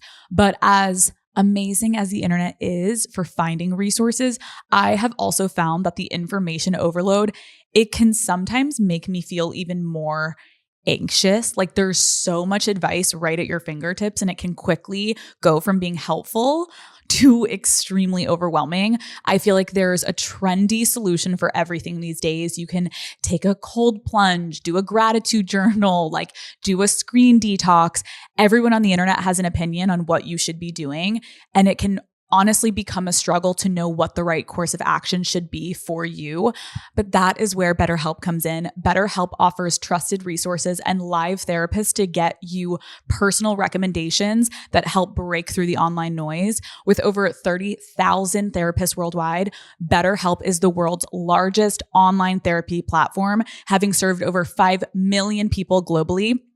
Plus, BetterHelp is extremely convenient, right? You can join a session with a therapist at the click of a button. You don't need to leave your home. And also, if you are not vibing with a therapist, you can switch at any time. I always say therapy is kind of like dating. You don't have to just stay with someone. You can always break up with them and find someone new. So as the largest online therapy provider in the world, BetterHelp can provide access to mental health professionals with a diverse variety of expertise. Talk it out with BetterHelp. Our listeners get 10% off their first month at betterhelp.com/daddy. That's betterhelp.com/daddy. Daddy Gang, hi, it's me. Call Her Daddy is brought to you by Shopify. Okay. Growing unwell, I will say, has been so incredible, but it also has been such a huge learning curve for me. I can tell you from experience that starting a business can be, without a doubt, completely overwhelming, which is why it is so crucial to work smarter, not harder. Luckily, for any entrepreneurs out there listening to Call Her Daddy, the commerce platform Shopify is taking the guesswork out of launching and scaling a business. Daddy Gang, Shopify keeps everything in my business organized and in one place, which has been truly a game changer for me in being able to stay on top of all of the little details. One of my favorite Shopify features is their suite of AI tools, which basically assist in everything from giving directions, streamlining reports, and even generating content ideas. Shopify basically operates as your back office. They're offsetting needs for a larger staff so that you can basically be doing your thing while they're overseeing your operations, which can be so huge for anyone doing like an up and coming business. If you have a startup and you're like, it's literally me. No, it's you in Shopify now. Also, Shopify allows you to tag and sell your products globally and across all major platforms so that you can sell where your customers customers actually are. I also love that I have access with my business through Shopify right on my phone. Like I'm on the go. I want to check my sales. I want to see how my merch is going. Boom, I open Shopify. I can see it right there. And instead of just scrolling social media, I will pop over to Shopify, track how Unwell is doing. And then yes, maybe I'll return to scrolling, but at least I'm being somewhat productive and I'm making my money. The app also shows me where you guys are shopping from, which also helps me figure out what cities I need to focus on. And it also helps me then know like, where should I throw the next Unwell event, right? So finally, can you guys tell I love Shopify? I'm like, also, it's been in my life for so long, literally since the Barstool days when I got my merchandise, IP and trademarks and everything back. I immediately got on Shopify. And the best part for me is it lets me sell merch directly to my Call Her Daddy channel. So everything is in one place for you, the Daddy Gang. If you are ready to build your own empire, whether it is merch, products, or the next big idea, get on shopify.com/daddy and make it happen. That is shopify.com/daddy. Daddy Gang, start your business today. Love you. Okay. Yeah. Let's put how much you can filter yourself to the test. Okay, go. This game is called Confess or Text. Okay. This is how it works. Okay. I'm going to ask you a juicy, borderline, inappropriate, like slightly like insane question. Okay. Right. Just like a little like, Call Her Daddy. Totally fine. If you want to answer it, great. We go to the next question. Okay. If you don't want to answer it, you can pass and you have to text. Oh my God, wait, thank you both. Don't go in the bowls Oh, yet. don't touch them. Okay, thank you You're for my already phone. about to start going through. I was like, wait. No. You're like, is that candy? No, I'm like, it's No. my fishbowl. Okay. Yeah. So if you say, no, I don't want to answer that, Okay. you then have to go into the bowls and you're Yeah. going to text someone. One, you're going to find out who you're texting. Okay. The second bowl, you're going to find out what you're texting them. Okay. What is your weirdest kink? Ice. What? Ice. Ice. Like ice. Are you running to the kitchen, grabbing ice? Fuck yeah. Perfect. Absolutely. Who is the rudest person you've ever met at an award show? Oh my God, I'm going to text. Oh, I just remembered. Okay, who do I text? Okay, wait. Go to your fishbowl. Okay. What does it say? Okay, it's Tina Fey. I have to text Tina. Okay. And now go to the other fishbowl. She's actually going to love this. I know she's going to love this. I know she'll love it. Okay. I hit someone on my way to Call Her Daddy and I just drove off. Do you think it's fine? I think that's good for Tina, right? Love. I feel like she'll love that. I'm going to say, hey, babe, question. I hit someone on my way to Call Her Daddy and just drove off. Do you think it's fine? Or what do you think I should do? I trust you. She's going to be like, what's your problem? Perfect. Okay, so we'll leave that there for Okay, love. Tina. Okay, next question. Okay. What is the worst thought that you've ever had during sex? Oh my God, why are you ugly?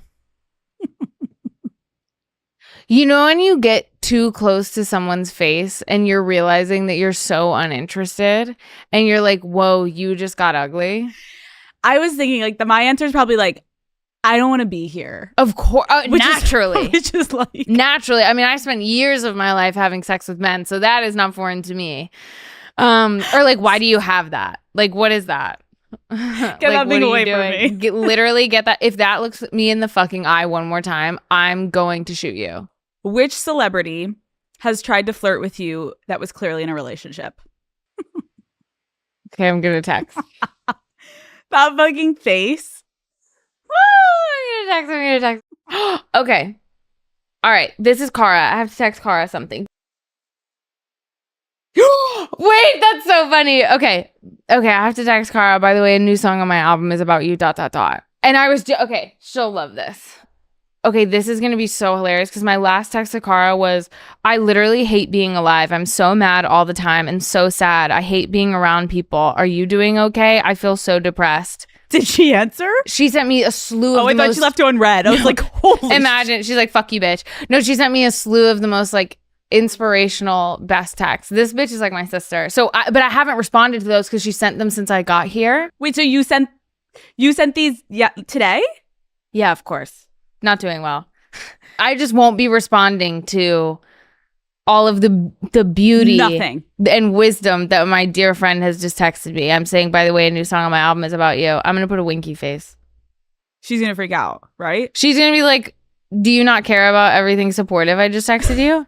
She's like, I love you. I'm You're here like, for you. She's like, do you still want to die? And you're like, no, we're I'm like, past it. no, I'm alive now. I'm alive now. I'm alive now. Okay. By the way. Okay, perfect. Okay, Yep. next. Have you ever made a sex tape? Yes. What has been your biggest crash out? 2 days ago. Or this morning? This morning. Tomorrow. Really. All the time. I'm constantly in a state of crashing out. Which older celebrities Yeah. have made you hate old people? She's gonna text. Oh, I'm going to text because I don't want you bitches coming for me. Because I don't like y'all, so I don't want to hear from you. Okay, one more text and then we're moving on. Oh, wait. Cara did text me back. Bro, she's so cute. She said in all caps, what? Which one? Liar. She's like, wait, what's going on? Tell me. Oh my god, wait. Now she's probably gonna be like so sad. Wait. Oh my God. How do I say there's not a song about her? Oh my god. Oh my wait. God. Okay, I have to call her after this because she's going to be like, you fucking bitch. Yeah, wait. That's so Oh my God, sad. I thought it was gonna more like scare someone because obviously the album is about like fuck you vibes. Of course. But she's thinking you're like writing like a ballad to her that's like gorgeous and lovely and like you're saying how much you love her. Of And course. now you have to actually do the harder thing and be like, Oh no, my God. there's no fucking song. Yeah, what's it called? Okay, who are you texting? Yeah, let's see. Kesha. Okay, I can text. Now that's a down ass bitch. I Okay. can text her something and she'll get it. Okay. Respond. Bro, I accidentally said your name during sex last night. I'm overthinking this. What do you think it means? Okay. So she'll love it. She'll be like, "Girl, you're a free spirit." I accidentally said your name during sex last night. What does this mean? I'm overthinking it. Yeah, perfect. Okay, done. Wait, Cara said, hello? I have to know. Is it mean? Is it sexy? Is it fun? Oh my God. She's spiraling. She's like, literally, what is it about, bitch? She's spiraling. Okay, what? Literally the love of my life. Tina said, I would say stop and just be regular and exchange insurance. But how far are you away now? Tina Fey, I love you. Thoughtful. So thoughtful. Literally thoughtful. Wait, that's so fucking sweet. That is so thoughtful. That's like the best fucking response someone, because she didn't implicate herself. She's saying to do the right thing, but then also being a homie like, but how far are you? She's so responsible. Okay, close your phone, and then when you get a notification from one of those people, you have to read us the answer. Okay, perfect. Cool. Okay, let's talk about your girlfriend, Toa. Yes. Sorry, you're at home with your crutches. I know, poor thing. But let's talk Hidden. about her. Yeah. What first attracted you to each other? Well, we were friends for a really long time. And I think like what made me want to be her friend, to be honest, was she's such a talented musician. And there's something about a musician that like I am just so I like your brain works in a way that I understand. And musicians are always also so like deep, like tortured people that I'm like, we gotta be friends. We gotta be friends. Like we have to know each other. So I and honestly, I really admired her a lot. Like I was like, she is so smart and just like really naturally good. Like you see like a natural talent and you just kind of know. So I really wanted her. I just like kind of wanted to be in her space and like in her orbit. Who made the first move? She would deny this and say that it was me. But I feel like it was her. Why? Because actually, no. Okay, thinking back, I think in her defense, I'm pretty sure we kind of both decided with each other. We definitely did. Heavy flirting. We definitely did. Not even just kind of, we started to like relax around each other, actually. Like we started to relax around each other. Like I think also because she's really talented and really cool, just to be honest, she was always so intimidating to me. And once I kind of started to relax. Oh no. No, who? Tina, she said, oh my God, I love her so much. What did she say? She said, when you say someone, you mean a car, right? She thinks you hit a person. She thinks I hit a person. She thinks I hit a small family of 5. Should we respond? We need to respond to wait. like relax her. Just say, I just had to send that. It's a joke on Call Her Daddy. We love you. Oh my God. Everyone is alive. First of all, I'm so sorry. This is such a joke. I'm doing Call Her Daddy. And I'm not okay. of a fishbowl. Call Her Daddy is brought to you by Tinder. Daddy Gang, You know that feeling of finding an amazing hole-in-the-wall restaurant when you're traveling to a foreign city? There is truly nothing better than having the best meal of your life surrounded by locals where nobody knows you're a tourist. Well, with Tinder's help, you can have more moments like that and get a true taste of the local life. Tinder's passport mode can be the best travel companion when you're looking for a local tour guide in any city in the world. Try Tinder Passport globally to connect locally during your travels or even before you start packing, all while making traveling to a new place feel easier. With Tinder's help, add more plans to your itinerary by matching with a local and setting a date to see the city through their eyes.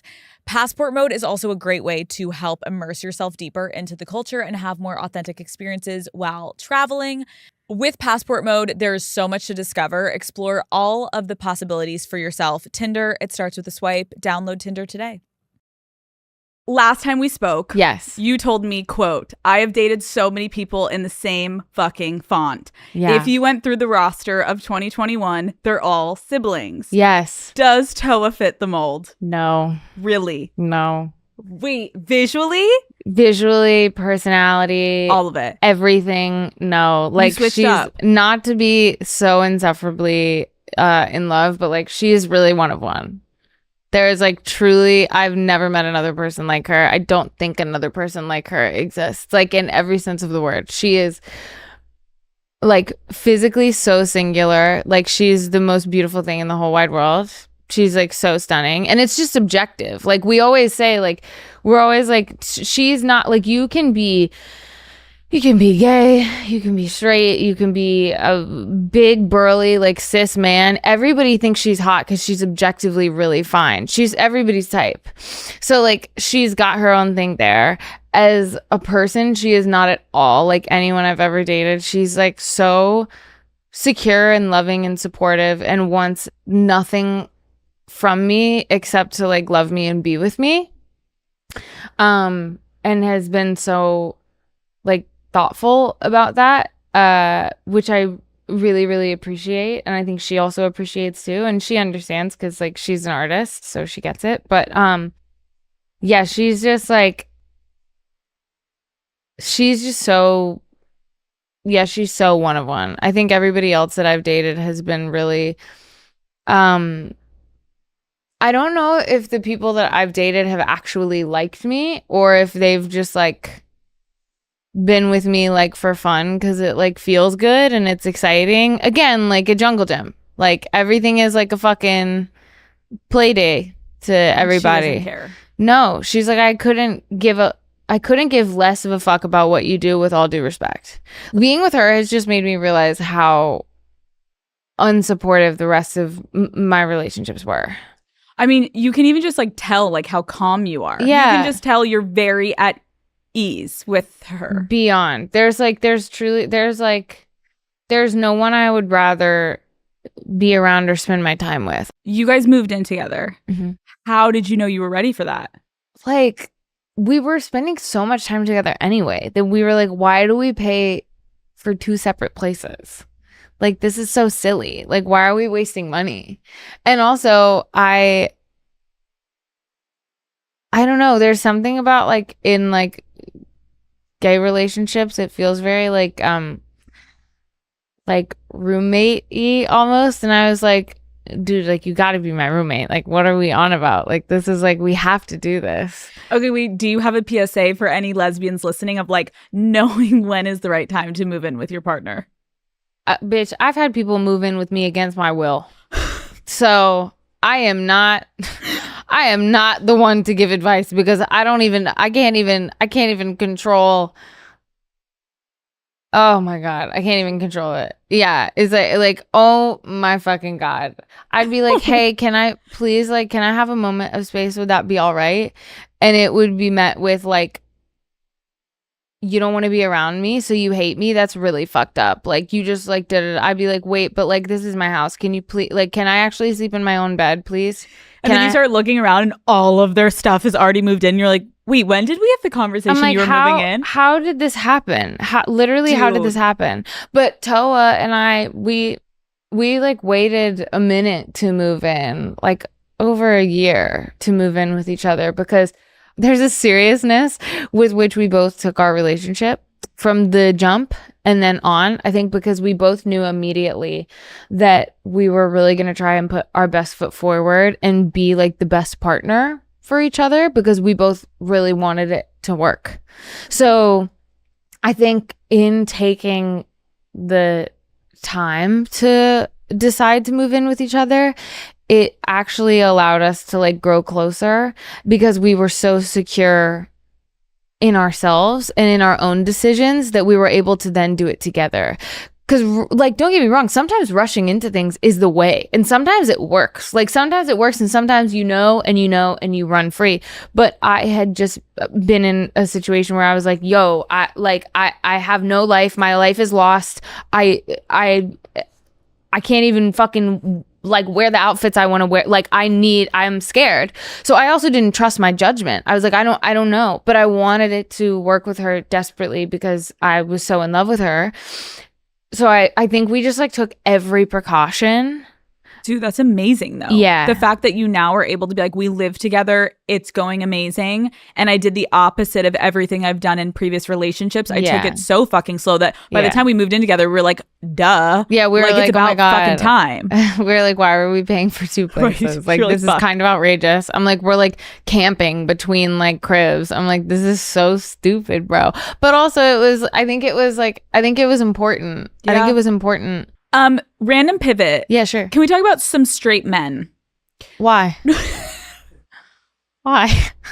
Who? Do you have any straight male friends? Yeah, I definitely have some and I could count them on one hand. You're like on one finger, actually. I'm like, I fuck with my dad. Okay. No, I have a few. Okay. I feel like this is the year for a lot of women of like decentering men from our lives, which is probably a really good thing. Right. Praise be. I want to hear your opinion on just like a few. Go. Let's start with like a basic easy layup. Love. How do you feel about Brad Pitt? I'm envisioning something in my mind and I need to make sure that this is Brad Pitt before I start talking. Because if it's not, then I'm not sure. Renee? Hang on. You're lying to my face right now. Stop. I gotta look it up. I just need to make sure. I just watched a movie. Yes! Oh my God, this is him. Okay. Brad Pitt. Love. Here's why. I love him in Ocean's 11 because I love his style. It's really nice. I like want that closet. He also always has a toothpick, like spoken like a true dyke. I'm like, he looks so fine in that movie. I just watched it with T for the first time. She was like, you gotta get into like some boy movies. I was like, no, I don't. And then she showed me that. I was like, this is kind of nice. I think he looks really good in that movie. So I like him. He is objectively gorgeous. That's about all I know, but I really like what I've seen. Okay. The cheating CEO from the Coldplay concert. I don't really understand that whole fiasco because I don't really think that's on my side of the internet. Like I've heard rumor. He brought a woman at his company to a Coldplay concert who is not his wife. And that's how they were on the video? Every time Chris Martin, the Coldplay man, sings one of these songs, Yellow, something, whatever. Of course, Look at the Stars. Yeah. Okay. No, I know him. Okay, great. You know him. So then they put a camera on a really cute looking couple. He's holding her at the waist. That's why. Okay. Swaying back and forth. Yeah. They get caught. They physically jump to the ground and hide. Then it's found out that he has a full wife, kids, was fully cheating, took his mistress to the Coldplay concert. How do we feel about this man? Not loving, dare I say hating. Mm-hmm. Let's get one thing straight. That's fucking crazy. Yo, everybody makes mistakes, but that's insane. Oh my God, when you have a family, no, you're a piece of shit. He wrote an apology, Renee, and in the apology at the end, he basically kind of like blames Coldplay. Like a public apology? Yeah, he wrote a public apology. Oh my God, you're not the Pope? What are you doing? Wait, he made like a Notes app apology? He's like an influencer who got canceled for saying a slur. What are we doing? Is this real? How do you feel about Obama? Really, really good looking guy. Right? To bag Michelle Obama? Hey, yo. To bag Michelle Obama? You got to be doing something right. Travis Kelce. I'm not sure. Okay. I definitely know who that is. Because of Taylor Swift. Right. Thank you. Yeah. Elon Musk. Oh my God. Literally roll over. I'm so sorry. Roll over. Roll over. And I know y'all are checking the internet now and you're checking people's phones when they go through customs and you're doing all that bullshit. Roll over. Roll over. Get fucked. All y'all. It's embarrassing. It's embarrassing. It is so fucking embarrassing. You are despicable. Despicable. It makes me so livid. Everyone who is in power is such a fucking joke. Have you seen people who drive Teslas and they have the sticker on the I back saw of their one Tesla yesterday. where they're like, I bought this, I promised before. I saw one yesterday and I loved it. I know. My sister-in-law has it. I like rolled up to her house yesterday. I was like, queen. Saw it and loved it. Okay, you recently said that sex is amazing for you right now. Yeah. Tell us, the daddy gang, like what could we be doing better? I don't take SSRIs anymore. For me personally, I was like, I'm good on it. I don't think that I want that at that point in my life. That helped. And also I stopped taking birth control because that shit is poison. Let's transition to a different type of sex. 'Kay. Sex lives of college girls. Right. We made it. Sex. Okay. Explain to me. Yes. What happened? Why did you depart? It was just so fun. It was so You're like, fun. who texted me? And like, it was so fun. It was awesome. What was the final straw? Come on. It was just so fun. It was just so fun. Did you sign an NDA? I've signed many. I've signed many, bro. How did Renee, Genuinely, I have signed many. Yeah. how did people take it on the show when you announced that you were leaving? Fine. They were like, get out, bitch. Fine. Yeah. Like, I think totally fine. They were ready for you to go. I think that sometimes you just know. Mhm. Sometimes you just know. Also, like, nothing on a set is ever a secret. Like, at least it's really hard to do that. Like, also, I was the last one finding out about things, so I think that I don't really think anybody cared, to be honest. I'm sure somebody did, but I don't care. The lyric in your new song says, quote, Yes. I took my sex life with me. Yeah. Now the show ain't fucking. Yeah. Did anyone try to stop you from putting that lyric in the song? No. Okay, so I love everyone around you. No. God forbid I use wordplay. God forbid a girl uses wordplay. I look, similar to all the bullshit. Like, what am I to do if not like make music that is genuinely reflective of my life? It just is. Call Her Daddy is brought to you by T-Mobile. Have you ever met someone and they're the total package, right? Well, that's what it's like being with T-Mobile. You will not believe what you can get with Magenta Status, Daddy Gang. First off, it's amazing coverage, okay? You're connected wherever life takes you. At home, overseas, in the air, even off the grid. Plus, you get unbeatable value from day one. And that's not even the best part. You can get perks on travel, dining, concerts, streaming, and more. With T-Mobile, you're a member with Magenta Status from day one, Daddy Gang. So experience amazing value, next level connectivity, and access to exclusive benefits. With T-Mobile, you can have it all. No more settling. We do not settle, Daddy Gang. I love having T-Mobile because it means I have access to Wi-Fi on planes, which is without a doubt necessary right now. Even as I'm heading off to a random trip, I'm like, boom, tuning in, boom, thank you, T-Mobile. Plus, with Magenta Status, there are amazing restaurant perks. And when I'm in a new city, I always want to try and just get the best local cuisine. So experience Magenta Status at T-Mobile.com/benefits. Okay, I'm going to ask you a lot of random questions. Go. Now that these aren't already random. Go, please. And I just please, want please, your please. answers. Okay, give me. What's the most recent things your friends have made fun of you for? I said recently to all of my friends that I was like, you guys, let's get real. Like, I'm the glue. And they were like,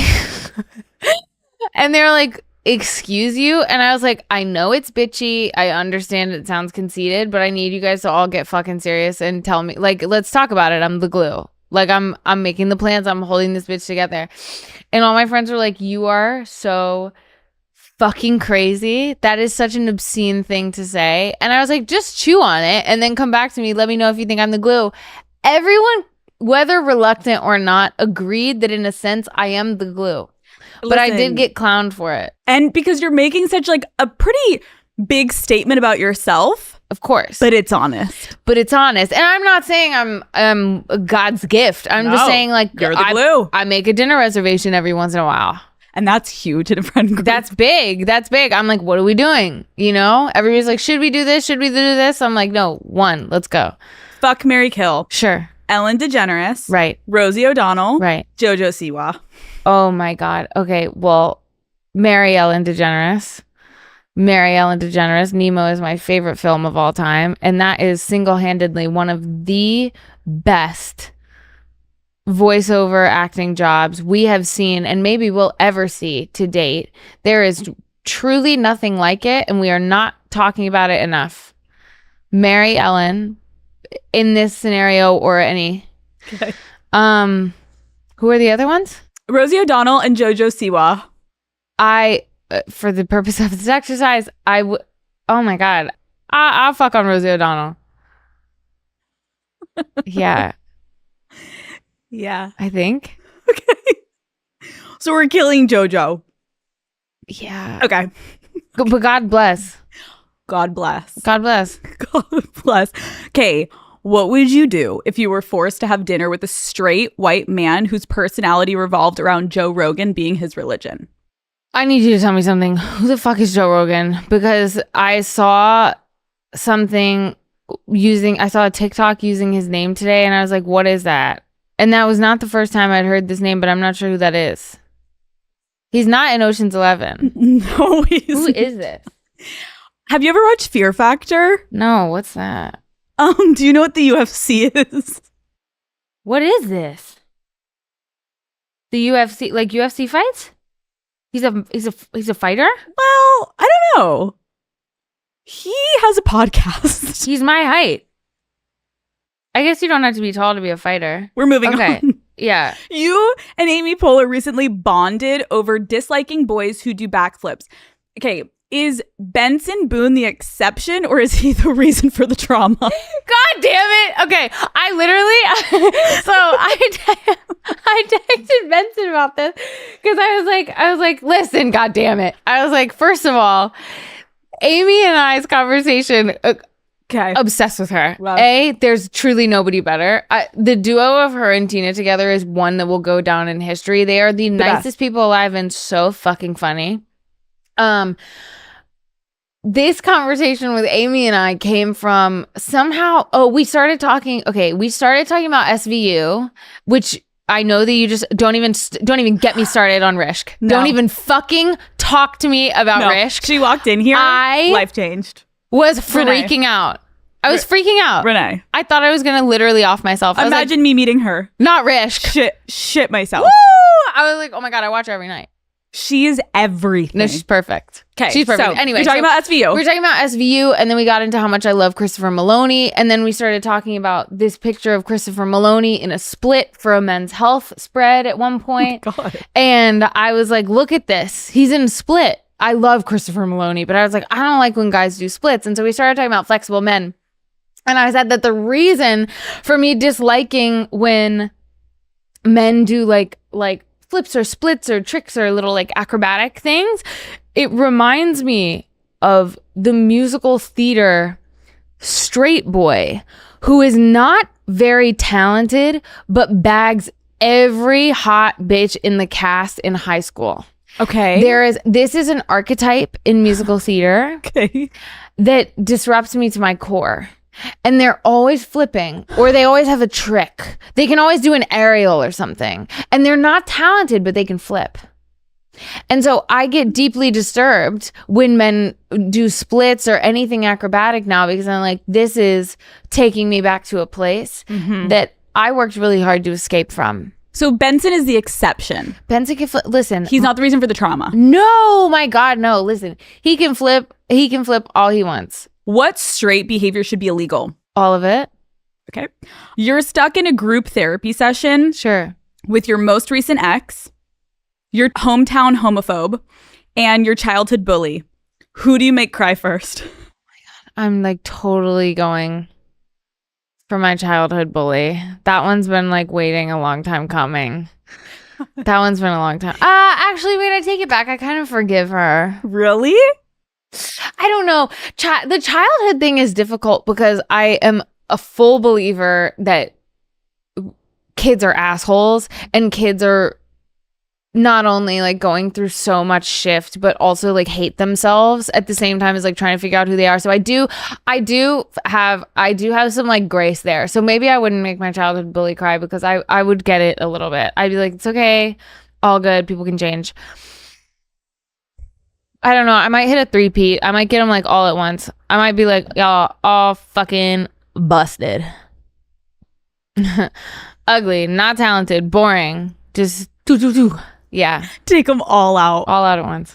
I love that for you. Yeah. Closure. Right, exactly. Exactly. What is the most lesbian thing about you? I genuinely think the most lesbian thing about me is, it's so funny. I think like Toa said this to me the other day. She was like, you are so fucking gay. She was like, you are so much gayer than I am. And I was like, excuse me. I was like, what are you talking about? Look at you. I was like, are we dead ass right now? And she was like, no, you are so much gayer than I am. And I was like, why? And she was like, you are so deeply repulsed by dick. It is insane. And it's true. I like can't even, it makes my stomach turn. It makes me sick to my stomach. I don't understand it. I can't get behind it. I don't like the shape. I don't like the fact that it's I hate it. It makes me like deeply upset and like sick to my stomach. Are you aware of something called dorking? No. Yeah, don't be. Well, you might be fine with this. It's, oh my God, I'm like getting like viscerally sick thinking about it. It's like where like people with like dicks like, oh, they like twerk with they like dance basically. I just found out about it and I was like, you all are fucking repulsive. You have to stop that right now. I feel assaulted just by hearing it. Wait, they're swinging their wieners around? Hate. I like can't do it. And there's like, I think like when you're like so like gay or so like lesbian, you can like make jokes about it and it's like he. I'm like, no, literally not at all. It makes me sick to my stomach. I've like just warmed up to it to where I like can hear it. But I think that's the most lesbian thing about me is it makes me viscerally upset. Like there's like a deep It's like fear. A guttural. It's like, really, yeah. It's coming up. I'm like, literally stop it right now. We're moving on. Let's talk about your music. Oh, sure. How did you feel with the internet harassing you that you weren't coming out with music fast enough? It's nice. It's nice. I think it's really, to be honest, for me, it was really actually quite affirming to know that people care, because I live in my head pretty much 24/7. Like I was texting Cara earlier and I was like, I'm literally so depressed I can't like do anything. I don't want to move. I live in my head all the time. So seeing that fans of mine like were like super funny about asking for new music and also really like endearing, I was like, honestly, I gotta be real, like that feels so nice to hear. And were you ever feeling pressured like, fuck, I need to hurry up and write and get stuff out? Or no, you were like, it's coming? Yes, but not by them. Okay. Not by them. Why? By at who? all. Just like, I think like a lot of people who I work with were like, okay, let's like put something out. And I was like, fuck, okay, I have to. And then I was like, wait, own free will. Just remembered I have it. Yeah. No, not going to. Wait, and how long did you spend writing this album? Almost 2 years. 2 years. So during this whole hiatus, you've been like slowly working on this. So it wasn't like a 1 week you banged it out and then you're like, okay, put it up. No, oh my God, it was a long process. And frankly, I would have taken so much longer if everybody hadn't been like, hey, about that time. How you doing? But I live in my head 24/7. So I would sit and ruminate on songs for the next 10 years if you let me. Yeah. You know? What lyric from this album were you the most conflicted about putting out? Well, the general answer is like all of them. Yeah. Because there's like a difference. So when I'm like writing them, I love writing very personally and like very how I feel, because that's what it's meant to be, right? And then months later down the line, I start to get like, oh my God, like I have to release like every single like good, bad, amazing, embarrassing part about me that I've put on this album out into the world, and just let everyone have it and hope that they will receive it with open arms, understanding, and like see me as a full person. And I think that's where it starts to get a bit scary if I think about it too much. What is one song that was possibly not going to make it on? We almost didn't. Well, Wouldn't You? We like that. Wouldn't You is the last song that I was like, okay, we can put this on the album. But I feel like that was good because it like concluded it almost. That's kind of the conclusion that we came to. Yeah. I just we wrote that song when I was really, really, really stressed, and I was on a trip in Nashville writing. And also I think like Wouldn't You, like the cheeky line about like I would never cheat again.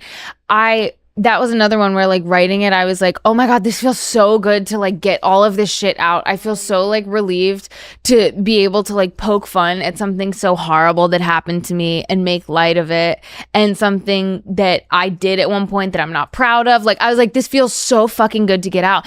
And then like months later, I was like, oh my God, like what if it isn't received in the right way? Oh my God, like I can't, like I don't know if I want to put that much of my personal life out there. I don't know what I did. And then ultimately what I always come back to is just like, no one knows every intimate detail of my life. That is how it should be. That is okay.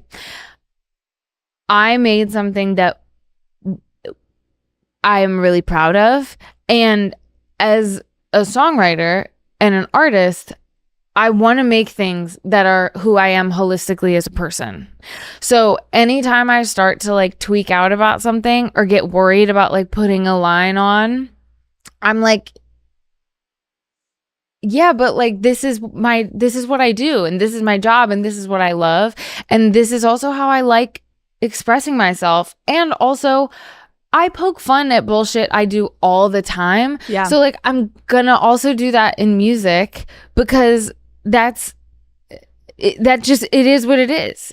Do you ever give exes a heads up that they will be talked about? No, I don't talk to them. Okay.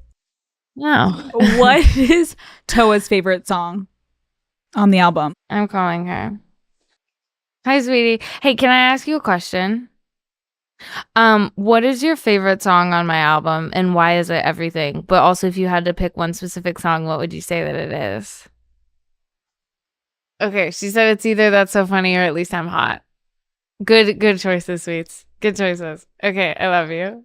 Oh, or Shy. Okay, she loves the whole thing. Okay. She loves the whole. God forbid she has taste. I love you. Okay, bye. What songs are you most excited to perform for your fans? I'm really excited to perform Shy. I think Shy is so... It's really good. Oh, God. That's just like... I'm like such a sucker for like a really nice hook and a good chord progression. Okay, So but Shy, Gone...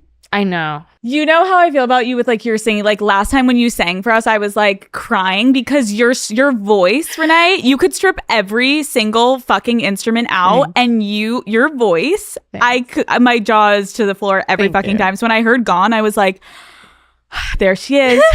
There she is. No, it's truly like, thank you for giving us this piece of work, and thank you for sitting down with me again, and we need to do it again in 2 fucking years. Thanks, dude. I know, we do it every 2 years. Every 2 years. It's like a little tradition. We'll see where you're at next. Love. Maybe in 2 years you'll come out with another album. Maybe 4. Probably. Fuck. It'll take you a little longer maybe next time. God damn it. Shorter. I don't know. No. I don't know, bro. Maybe. Dude, thank you. Thanks, man. You're amazing. Thanks for having Love me. you.